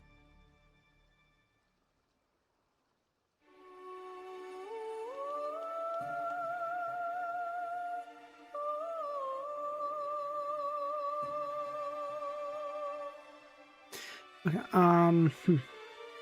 Lumion spoke. She passed away. You must have seen the wanted poster. And that calamity, she... Franca parted her lips, but had no words. She turned to Lumion and patted his shoulder. Ever since I became a woman, it seems my tear ducts have become more active. I cannot fathom that Muggle departed from us so suddenly. Whenever we gathered, she exuded gentleness, brilliance, humor, and kindness. Though I had never seen her, I must believe that she would have been incredibly beautiful. Lumion gazed at Franca and said, Madame Hidden Blade, I request that you keep this matter under wraps for now. Do not divulge it to the other members of your organization. It could impact my investigation into the truth behind the catastrophe. No problem, Franca replied. By the way, fucking cuttlefish. What a misogynist. What is he saying? Women cry more than men? Oh god, get him, cancel him, boys. It's over. We got him. How many encounters did you have with my sister over the past year? Only once. Why did you ask? Did she exhibit any peculiar behaviors or interact with any unusual individuals? No. It was a regular gathering where we exchanged knowledge of mysticism and traded items. We belong to different factions. She's part of the Academy, and I'm affiliated with the Sanctuary. We rarely collided. He's almost pro-women. Almost. Cuttlefish is goated for that. Shut the fuck up, Sid. True, no place for lib cucks over here. That's what I say. Certainly. Wait, hold on. Madame Hidden Blade, I'm currently studying the grimoire left behind by my sister, but there are several sections that elude my understanding. May I seek your guidance? Certainly. I reside at the penthouse at 3 Rue de la Blue Blanche. Go to room 601, and you can find me during Jenna's performances. Every evening, unless I'm at Rue de Fontaine or visiting various dance halls, I will be at home. Also, please refrain from using my codename. Just Franca will do. Why does it feel like we're engaged in a clandestine affair behind Jenna's back? Franca, you possess the backing of that organization, and not exactly lacking strength yourself. Why did you join the mob? Secret. Okay, I might have fucked up saying we'll go to 180. That's a long way, guys.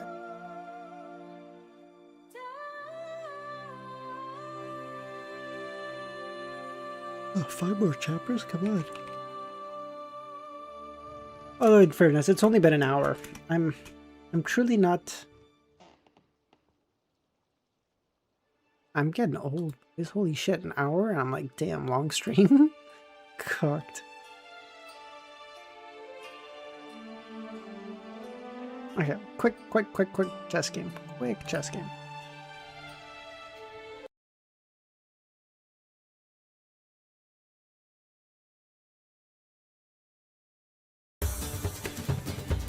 Dude, I'm an actual fraud. It's crazy.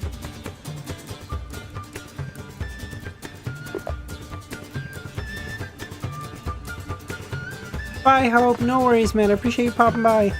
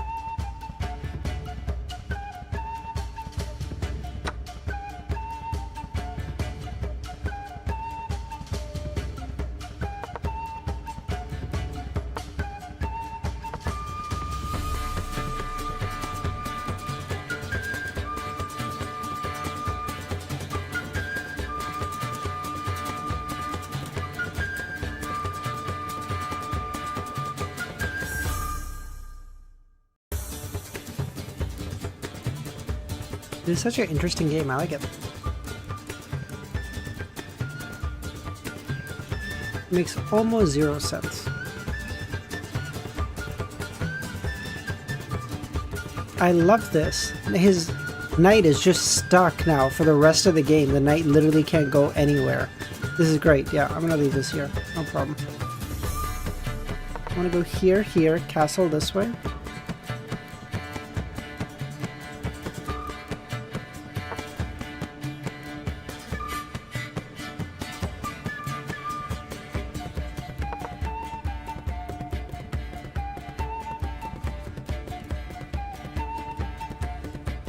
If he pushes up one more, then I take, he takes, I take, he takes, and he's up.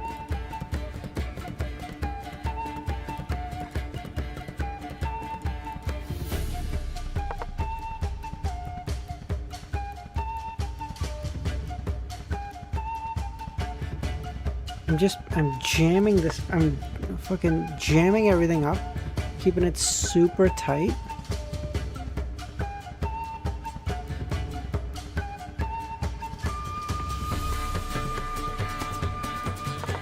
I'll go here. If he takes, I take, he takes.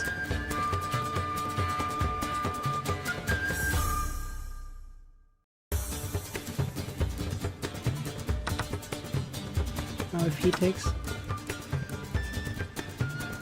there it goes. I don't know what you got out of that. Go king. This.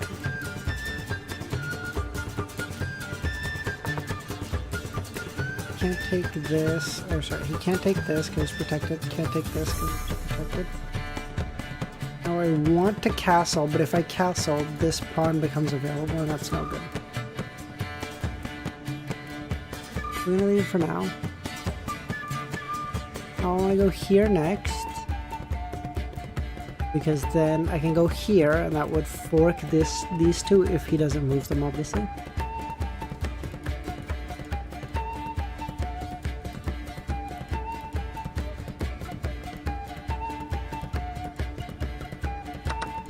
take that. Good. Go here.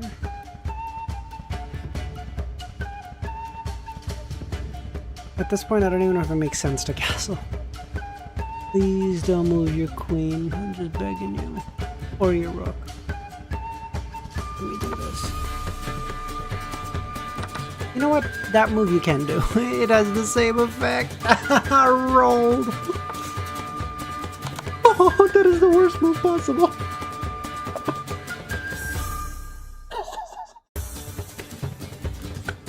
Oh my god. He found him. Dude, he found himself in a fork, moved away so that I could fork him again. He takes, I take, comes back here, or whatever. Like, it's just, this is such a cooked position. I took his soul, actually, dude. Oh my god. Like, this knight is just the most useless piece of shit. It can't go anywhere.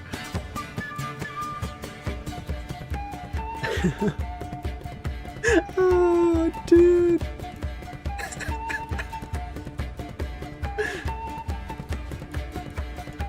Oh, buddy boy. Dude, I'm telling you, this music is so good to play chess to. You just... It all works. It all just flows. The moves flow.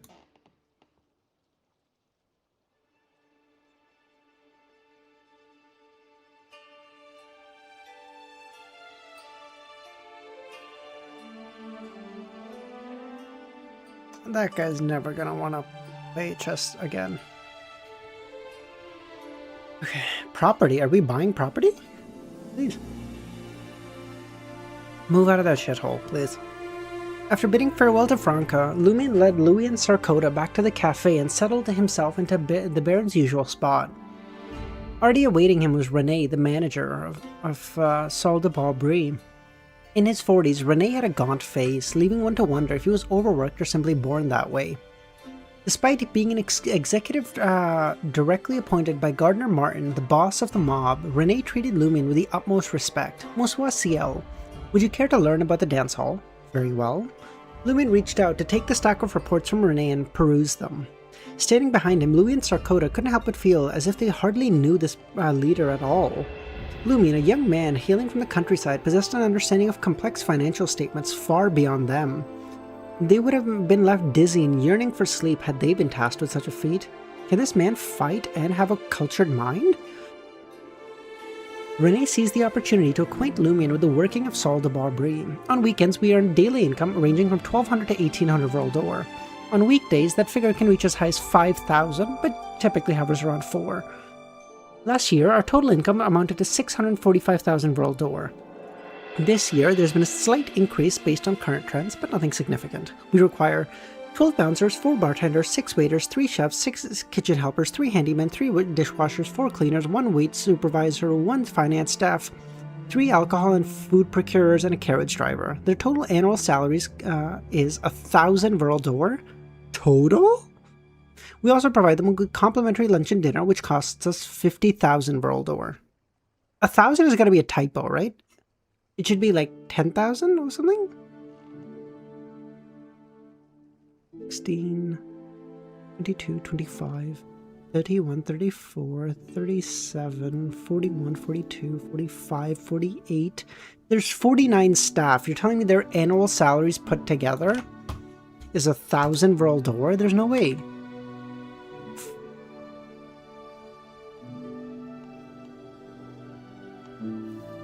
You're telling me they each make 20 Vril d'Or a year on average? No chance. That doesn't make any sense. It might be like 10,000. It may be 100,000. 100,000 for 49 people as an annual income of like 2,000? That would make sense. There's no way their annual income is 20 Vril d'Or. That doesn't even make any sense.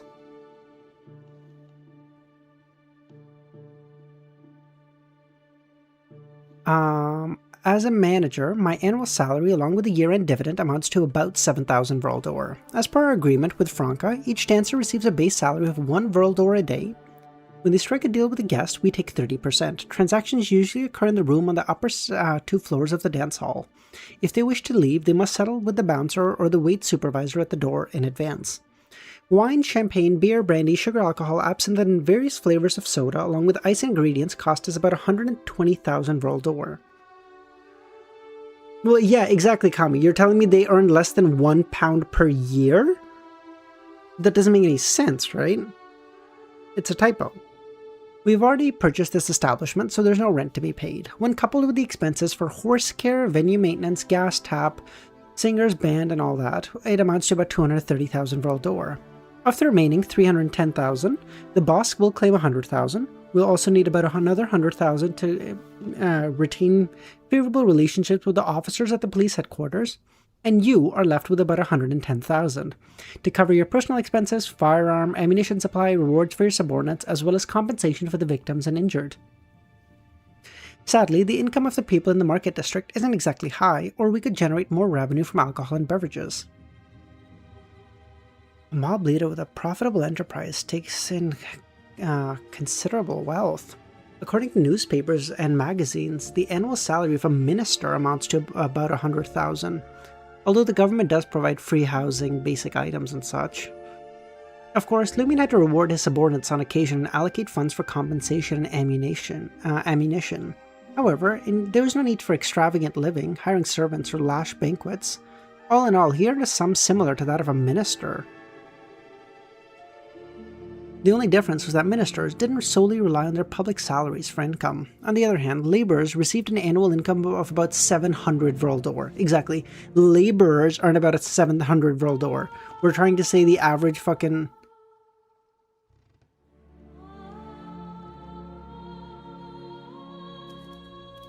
Maybe they each earn about 1,000 vril d'or, but then that'd be like £50 a year. Even that seems crazy low.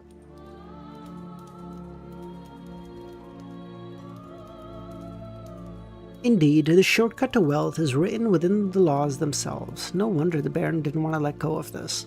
By saving money and taking care of his subordinates, preventing him from recklessly rushing into battle, he had enough left over each year to purchase the Sequence 6 potion formula and the corresponding ingredient. Once Renee finished speaking, Lumion asked, why provide the dancers with a base salary? Dancers under the mob are under the control of Franca. She insists on a base salary, allowing the dancers to opt out of additional jobs. If they wish to earn less, they can. If they choose to starve, they starve. Apart from Franca's dancers, there are also women controlled by figures from the usury business. In the past, the Baron had authority over them, so there wasn't any conflict. How should we coordinate things now? Thoughts ran through Lumion's mind, leading him to notice the resemblance between Franca and Aurore. Could it be because they're from the same organization? Well, he's kind of right. It is because they're part of the same organization, but they're part of the same organization because they're from a future or a past time, I suppose. So like they have some like empathy and like basic understanding of like, hey, one should not be purely commission based. It can lead to tough times. Having even a meager like fixed salary is definitely handy. If it were me, what would I do? For now, let us maintain the current state of affair. Renee, assist me in dealing with the police officers during this period. Once I acquaint myself better with my surroundings, I can engage in fruitful discussions with them. After altering the password of the 2 mechanical safes and informing Renee as per once established protocol, Lumion made his way to the motel. He directly approached the 5th door and knocked on Charlie's door. Charlie, who was enjoying a light beer and a nibble of baguette, said, "Where have you been these last couple of days? You didn't even show up to the bar for a drink." "There's a job opportunity. Would you be interested?" "What kind of job?" "How about working as a waiter at Salle de Barbry? You don't have to join the mob. You'll earn about 70 vril d'or per month." 70 vril d'or per month. 840. Okay, it has to be 1,000, I guess, on average per person. That still seems low, but whatever. You can keep the tips, but be aware that folks in the market district aren't inclined to tip waiters unless you're a woman.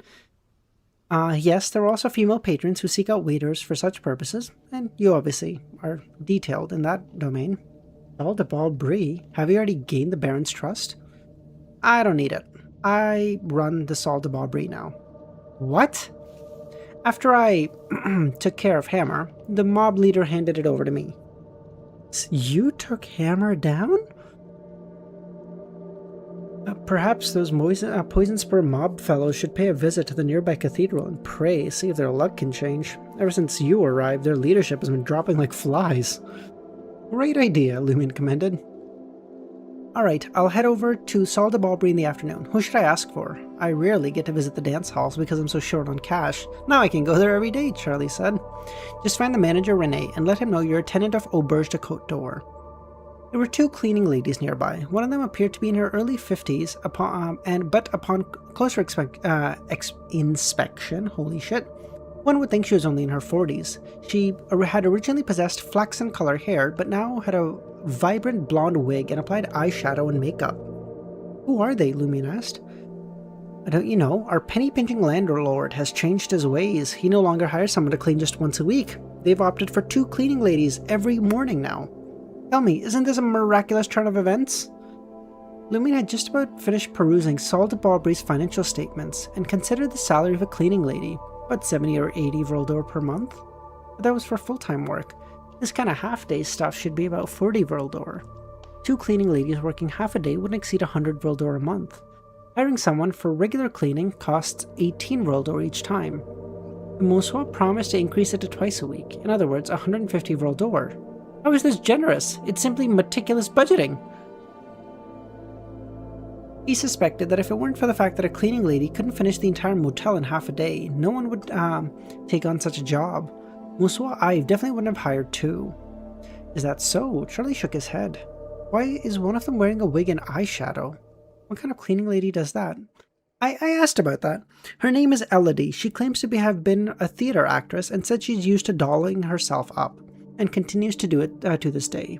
I don't know if she's telling the truth, but when I worked as an attendant Hotel de Singe Blanc, I heard from the kitchen staff that when aging prostitutes are scorned, their only option is to take on daily tasks like dishwashing and cleaning. Lumion recollected Elodie's appearance and surmised that she must have been quite a beauty back in her youth. After bidding farewell to Charlie, Lumion made his way to the restaurant on the first floor for a quick meal, before taking a carriage to Avenue de Boulevard. He intended to inform Mr. K that his commission had been fully accomplished. Dude, that is fucking quick turnaround time.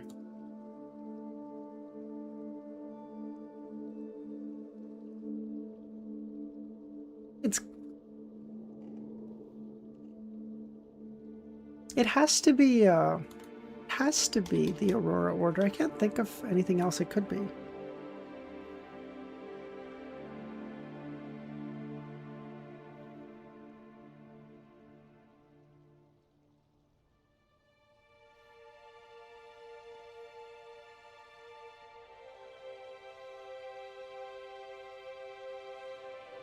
Before stepping onto the public carriage, Lumion made a special effort to spend 6 licks on purchasing a copy of Psychic magazine, disguising himself as someone attending a gathering of mysticism enthusiasts.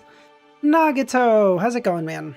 He was worried that Martin, the boss of the mob, may secretly tail him. While he could employ some anti-tracking methods to try and shake them off, wouldn't that arouse even more suspicion? In comparison, it would be more convincing to pose as a naive country bumpkin who had recently arrived and stumbled upon the Beyonder path. Such an individual would naturally crave knowledge about mysticism, leading to the purchase of Psychic and other magazines, and attending gatherings. In truth, this tale only held some merit. The only hitch was that Mr. K, the organizer of the mysticism gathering, had a secret organization behind him. Egypt banned Discord? What? Bro, why is it that, like, countries will, like, have, like, so many fucking problems and they're like, oh, you know, if we just ban TikTok, it would solve all our problems. What is happening? If Martin had indeed delved deeper into their investigation, Lumion would let them confront Mr. K and witness the clash of their strength. As the prankster king of Cordoue, Lumion always relished in witnessing such a spectacle. When the time arrived, he would adjust his choices based on the outcome of battle. In any case, his overall direction would remain unchanged.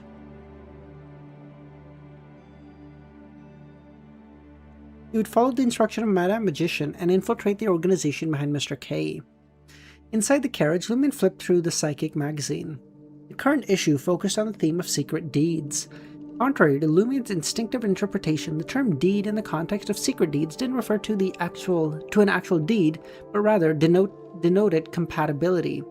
It represented a method of merging one's mind with a specific hidden entity and enabling the acquisition of corresponding mental experiences and knowledge.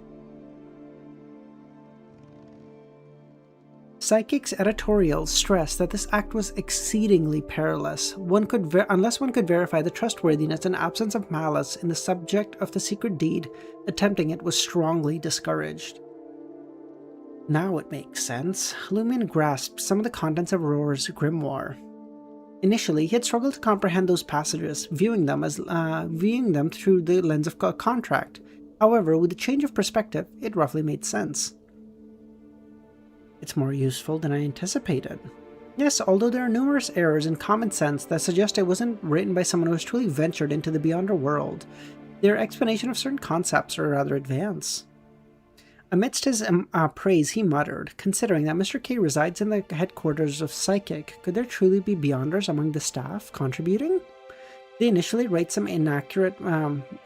initially write accurate articles at first and then alter some concepts to make things incorrect? From this vantage point, the editors of this issue aren't instructing the correct secret deed ritual. Instead, they're cautioning those who attempt it without discretion. No, it's not merely without discretion. It's more plausible that it was purposefully done to guide someone. At that moment, Lumion revisited Psychic.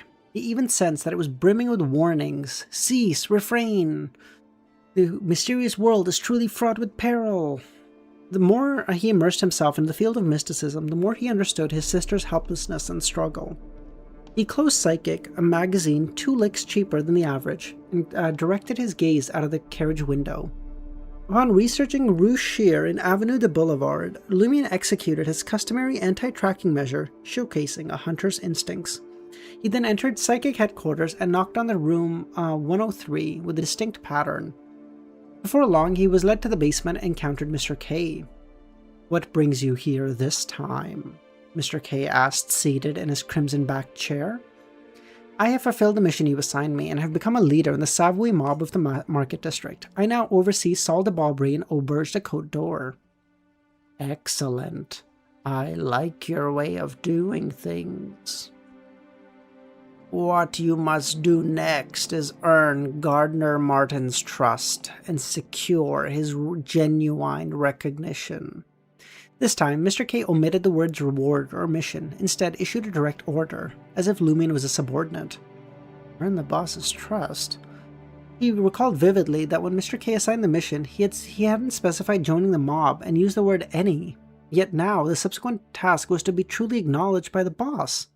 If I didn't choose the Baron and chose another mob, what else would they have me do? Or was he certain that I would choose the Savoy mob? Why is he so certain? Thoughts swirled in his mind. The Baron dispatched me to handle a leader from the Poison Spur mob after I eliminated the pervert and obtained the canister of sedative. It's too much of a coincidence. Coincidence. Ah, man. Fucking so many fucking volumes in coincidences. That word just scares the shit out of me at this point. Every so often, I sense someone's gaze upon me from the shadows nearby, yet I perceive nothing. Is this all Mr. K? What if I didn't choose the Savoy mob? Would I have been arranged to join them? The more Lumion thought, the more a sense of dread overcame him. He looked at Mr. K, the notion of treating him as a cash cow now vanished from his mind. Perhaps, apart from Madame Magician and a few others, this may be the most powerful Beyonder I have ever met. I don't think he's on the level of Madame Magician for sure, but, I mean, yeah, he's definitely up there. Yes, Mr. K, Lumion lowered his head and said. He assumed the demeanor of a subordinate.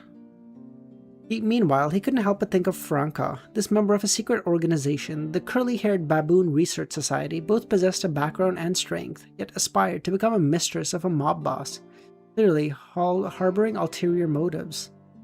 Is her objective also close to Gardner Martin? Is she involved in something significant or crucial?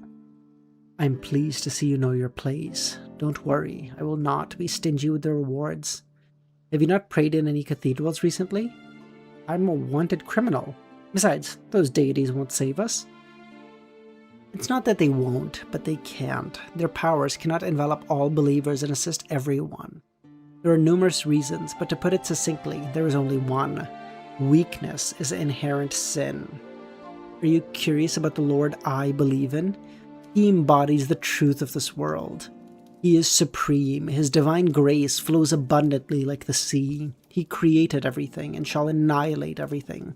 He is power incarnate, as are we. You need not answer me now. Ponder carefully.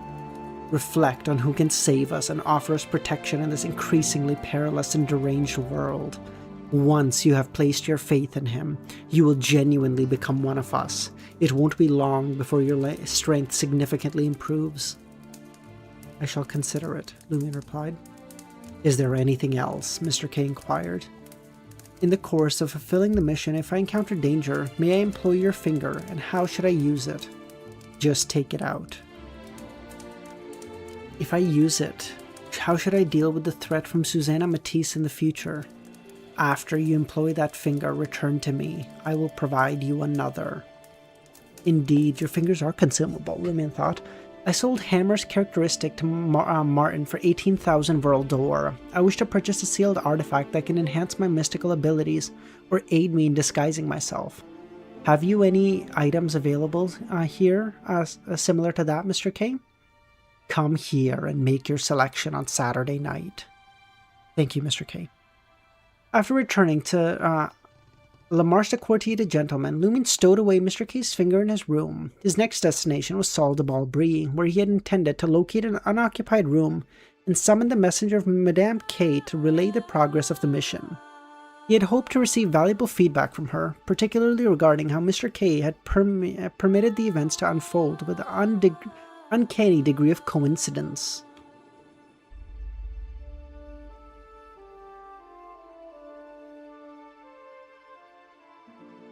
Okay. 2 more chapters.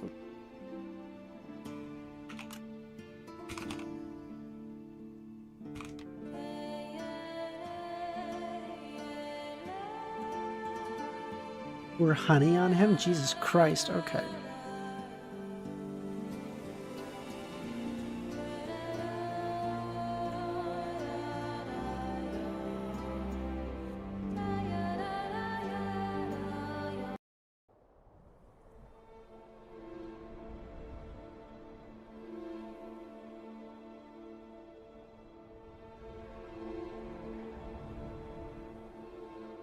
Lumion made his evening, Avenue de Marche, Salle de Brie. Lumion made his way to the entrance. Just as he reached the door, he was greeted by 2 mobsters. Evening, boss. Lumion acknowledged them with a nod. Louis and Sarkota had been eagerly awaiting the return of their new boss. Boss, why don't you let us accompany you? It's not safe to be unprotected. You two? Protect me? I worry that if anything were to happen, you'd both be beaten to a pulp. I'd have to compensate your loved ones. I know you're formidable, boss, and you can handle Hammer and Margot, but isn't there a saying, 2 fists can't fight 4 hands? Besides, we all have guns, and we're not bad. 2 fists can't fight 4 hands? Isn't that something Roselle said? When the fuck did it become a saying? When I instruct you to follow, you may do so. When I don't, keep your eye on the dance hall. If anyone dares cause trouble, shoot them. How am I finding Volume 2 so far? So far it's been slow, dude, but it's starting to get good. Like, last stream, and I think even the stream before was like chillin'. This stream was good too. But probably like a week or so of stream before that was like, you know, it's like having a really like, well done piece of meat, and you're like sawing away and you're like, oh my fucking god, when will this bitch get done? Right when right, where can I find a shooting range? There's one in the basement of the dance hall, Louis said. The other leaders also come down here to practice shooting, but they have to bring their own ammo. Excellent. He needed to improve his marksmanship. Boss, the environment at Auberge de Côte d'Or is dreadful. Are you planning to relocate? There are several rooms on the second floor for you to choose from. You can stay in the dance hall. Or do you intend to stay in the temporary rest area previously used by the Baron? Lumion displayed his willingness, recognizing that he and both Sarkota had been trusted aides of the Baron. If they failed to earn the trust of their new leader, they may be relegated to mere bouncers. Their status would plummet, and they'd be at the mercy of the members of the mob, who they never got along with. Show me the room, Lumion said. This location was ideal to summon the Madam Magician's messenger. Lumion had no plans to check out of the motel anytime soon. His strategy involved selecting a room on the second floor as his nightly resting place after dismissing Louis and Sarkota, increasing his chances of being attacked under the cover of darkness. Occasionally, he would also consider consider his rented safe house on Rue de la Blue Blanche. Lumion sensed that the Poison Spur mob wouldn't let him off easily. He had eliminated 3 leaders consecutively and had provoked them a lot. Once the authorities let down their guard, they would likely retaliate. Lumion was confident that the other side had been provoked, as his potion had been digested. In a month or 2, he might even consider advancing yet again. Lumion didn't worry too much about being secretly attacked by Roger and the other leaders of the Poison Spur mob. With Mr. K's finger, he stood a good chance of defending himself, even against Susanna Matisse. Upon reaching the second floor, Lumion made his way through the cafe and entered the corridor, and pointed to the room closer to his office and said, "I'll take this one." "Boss, did we replace these fabric items with new ones?"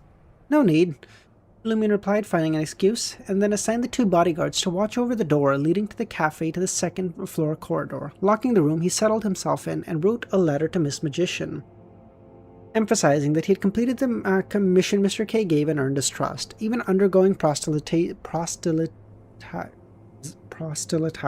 Good lord. He mentioned the opportunity to join the secret organization supporting Mr. K and inquired about the necessity of praying to Mr. K's lord, as well as the potential consequences of being monitored by that deity. He folded the letter, arranged the altar, and conjured a wall of spirituality. And before long, a doll-like figure arrived. "It stinks! It stinks! This place isn't as clean as the last one." "Isn't this place supposed to be clean?" Lumion exclaimed. "There's no bedbugs. It's just been cleaned. There are old bones buried beneath the ground. They're foul, putrid, and repulsive." With those words, the doll snatched the letter and vanished. Clearly, it had no intention of staying. Old bones. He remembered Salle de Barbary had been erected on a cemetery that belonged to a cathedral. Even after the mob acquired the building, they retained an eerie atmosphere, concerned that some bones may have been left behind, and commissioned a spherical statue crafted from the white skulls and placed at the entrance, accompanied by an engraved inscription. No. I'm enjoying some parts, Nagato, but other ones are in slogfest. Oh my god.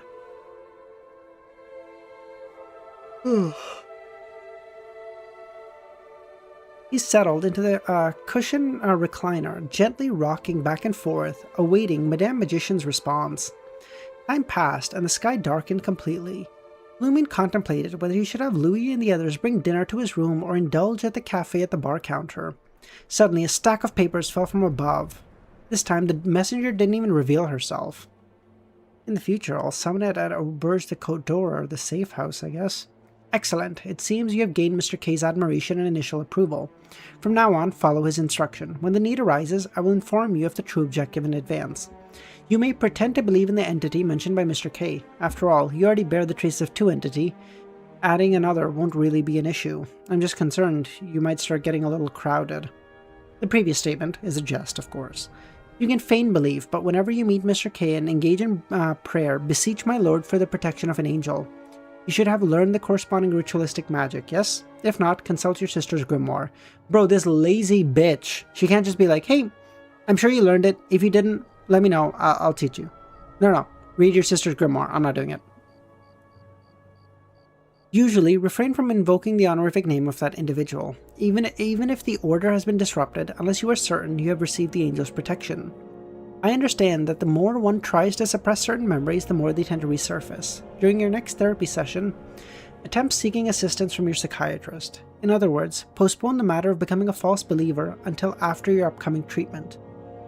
As for coincidences, they only happen when multiple factors intertwine in various things. Which is, Nagito?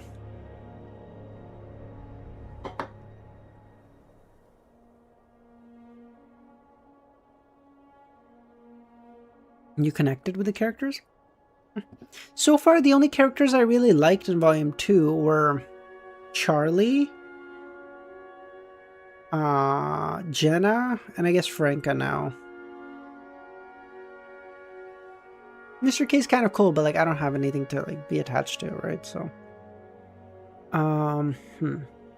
Firstly, the corruption sealed within your body stems from an entity known as Inevitability. Clearly, Inevitability is linked to fate. It will subtly disrupt your destiny, leading you to encounter specific individuals. Secondly, it is highly likely that Mr. K has made arrangements to station someone in the shadows, observing you, and providing the mob leaders with subtle psychological cues. This suspects me to believe that they are either a Sequence 6 hypnotist or Sequence 5 dreamwalker. However, based on your description, he may also possess the power of a notary.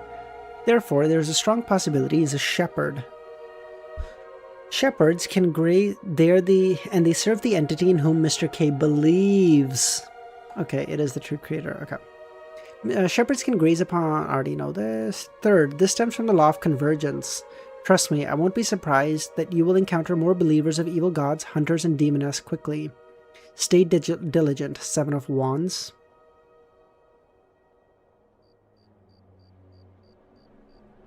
That's the first time we've heard his title used like that, I think. 7 of Wands.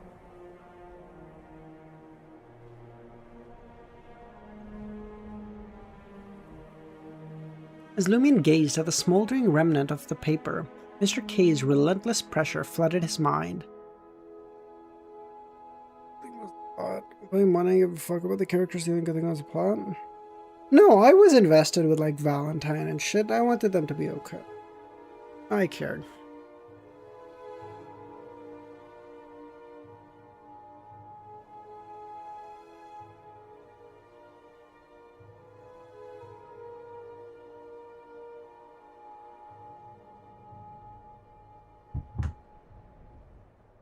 So a shepherd's essence lies in grazing. A seasoned shepherd must be truly paralleled. In fact, a contractee is somewhat a simplified version of a shepherd.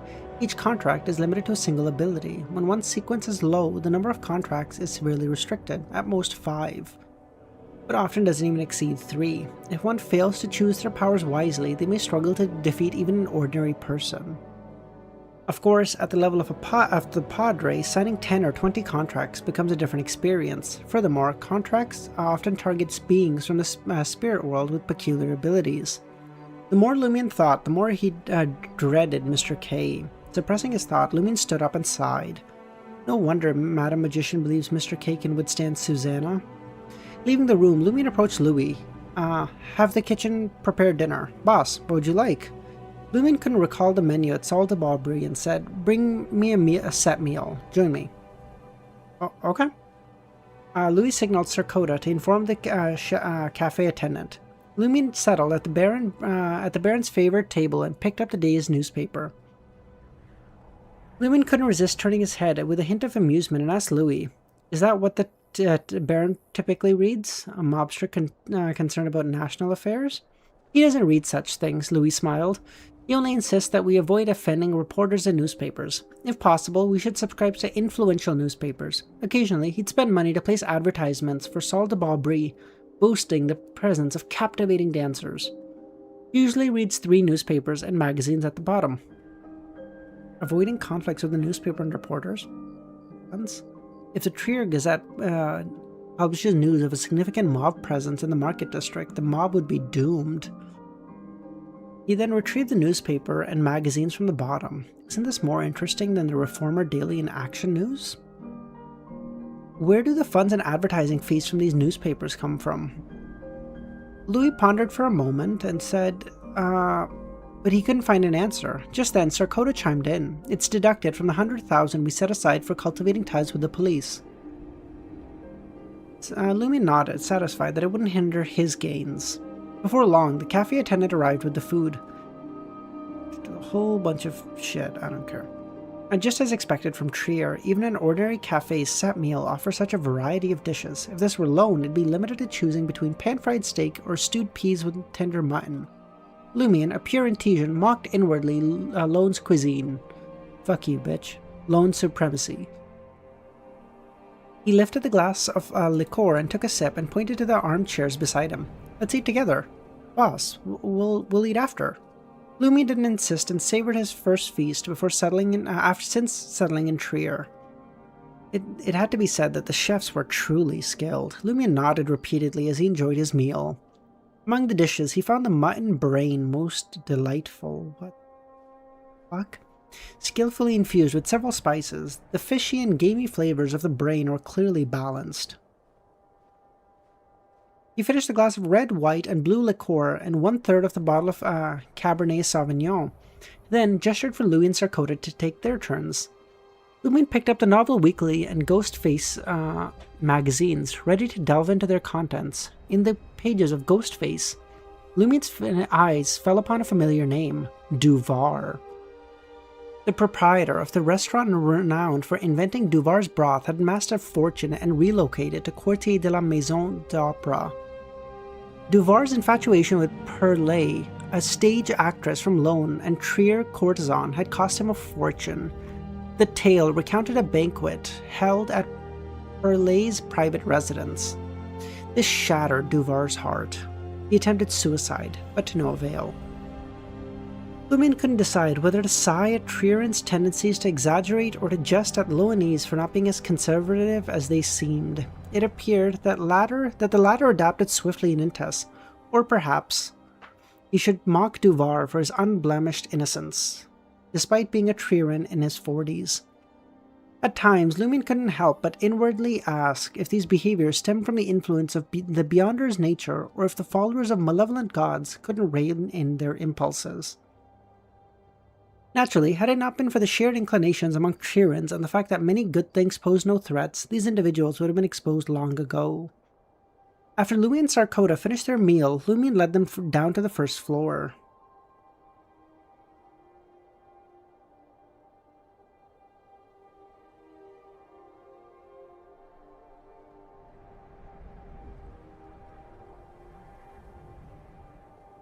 Lumion cast a fleeting gaze at the scene before redirecting his gaze and striding towards the exit. Boss, where are we going? Lumion asked. Or Louis chuckled. Oh, holy fuck. Boss, where are we going? Louis asked. Lumion chuckled. Am I the boss, or are you? Do I need to report my whereabouts to you? Louis' expression froze. I'm merely concerned about your next course of action. As Lumion made his way out of the dance hall, he said, I will inform you when there is a need for you to know. He returned to the motel, but veered away from his room, where he had intended to retrieve Mr. K's finger and revolver, but went to the bar instead. Have you heard the news? CL now goes by the nickname Lion CL. Jenna came up with it. Have you seen her? I doubt you've ever seen a woman that stunning. She sings, and everyone yearns to abandon their faith for her.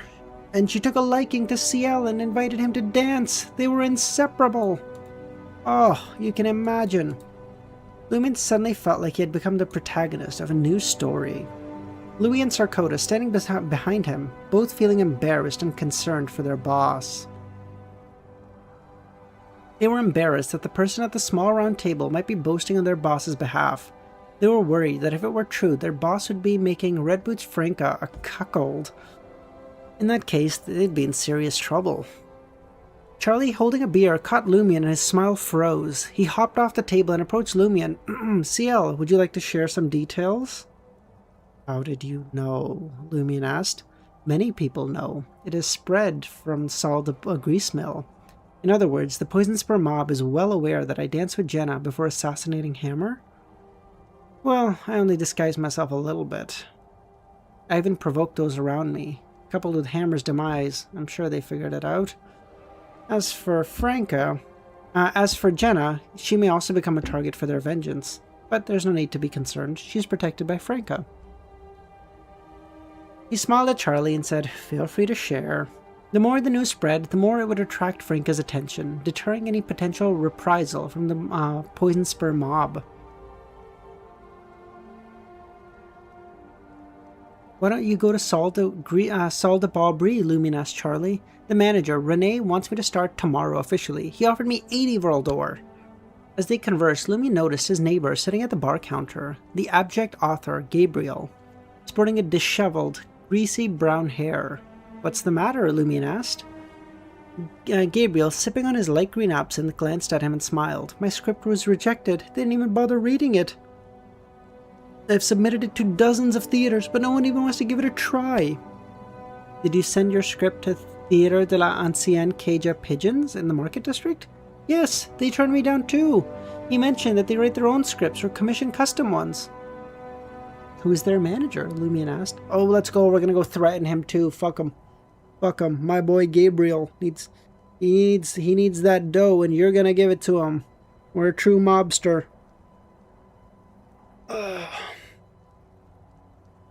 All right. Well, all right. I think we'll end it there today, boys.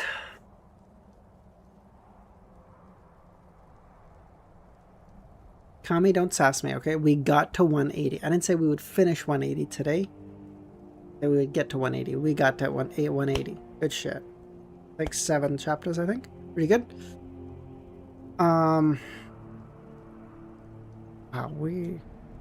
okay, I think we're about 1,000 chapters away from finishing right now. So, we average out like 6 chapters a day. We should be done in about 5 months' time. Good God. Alright, everyone. Have a great rest of your day or nights, and I'll catch you boys later.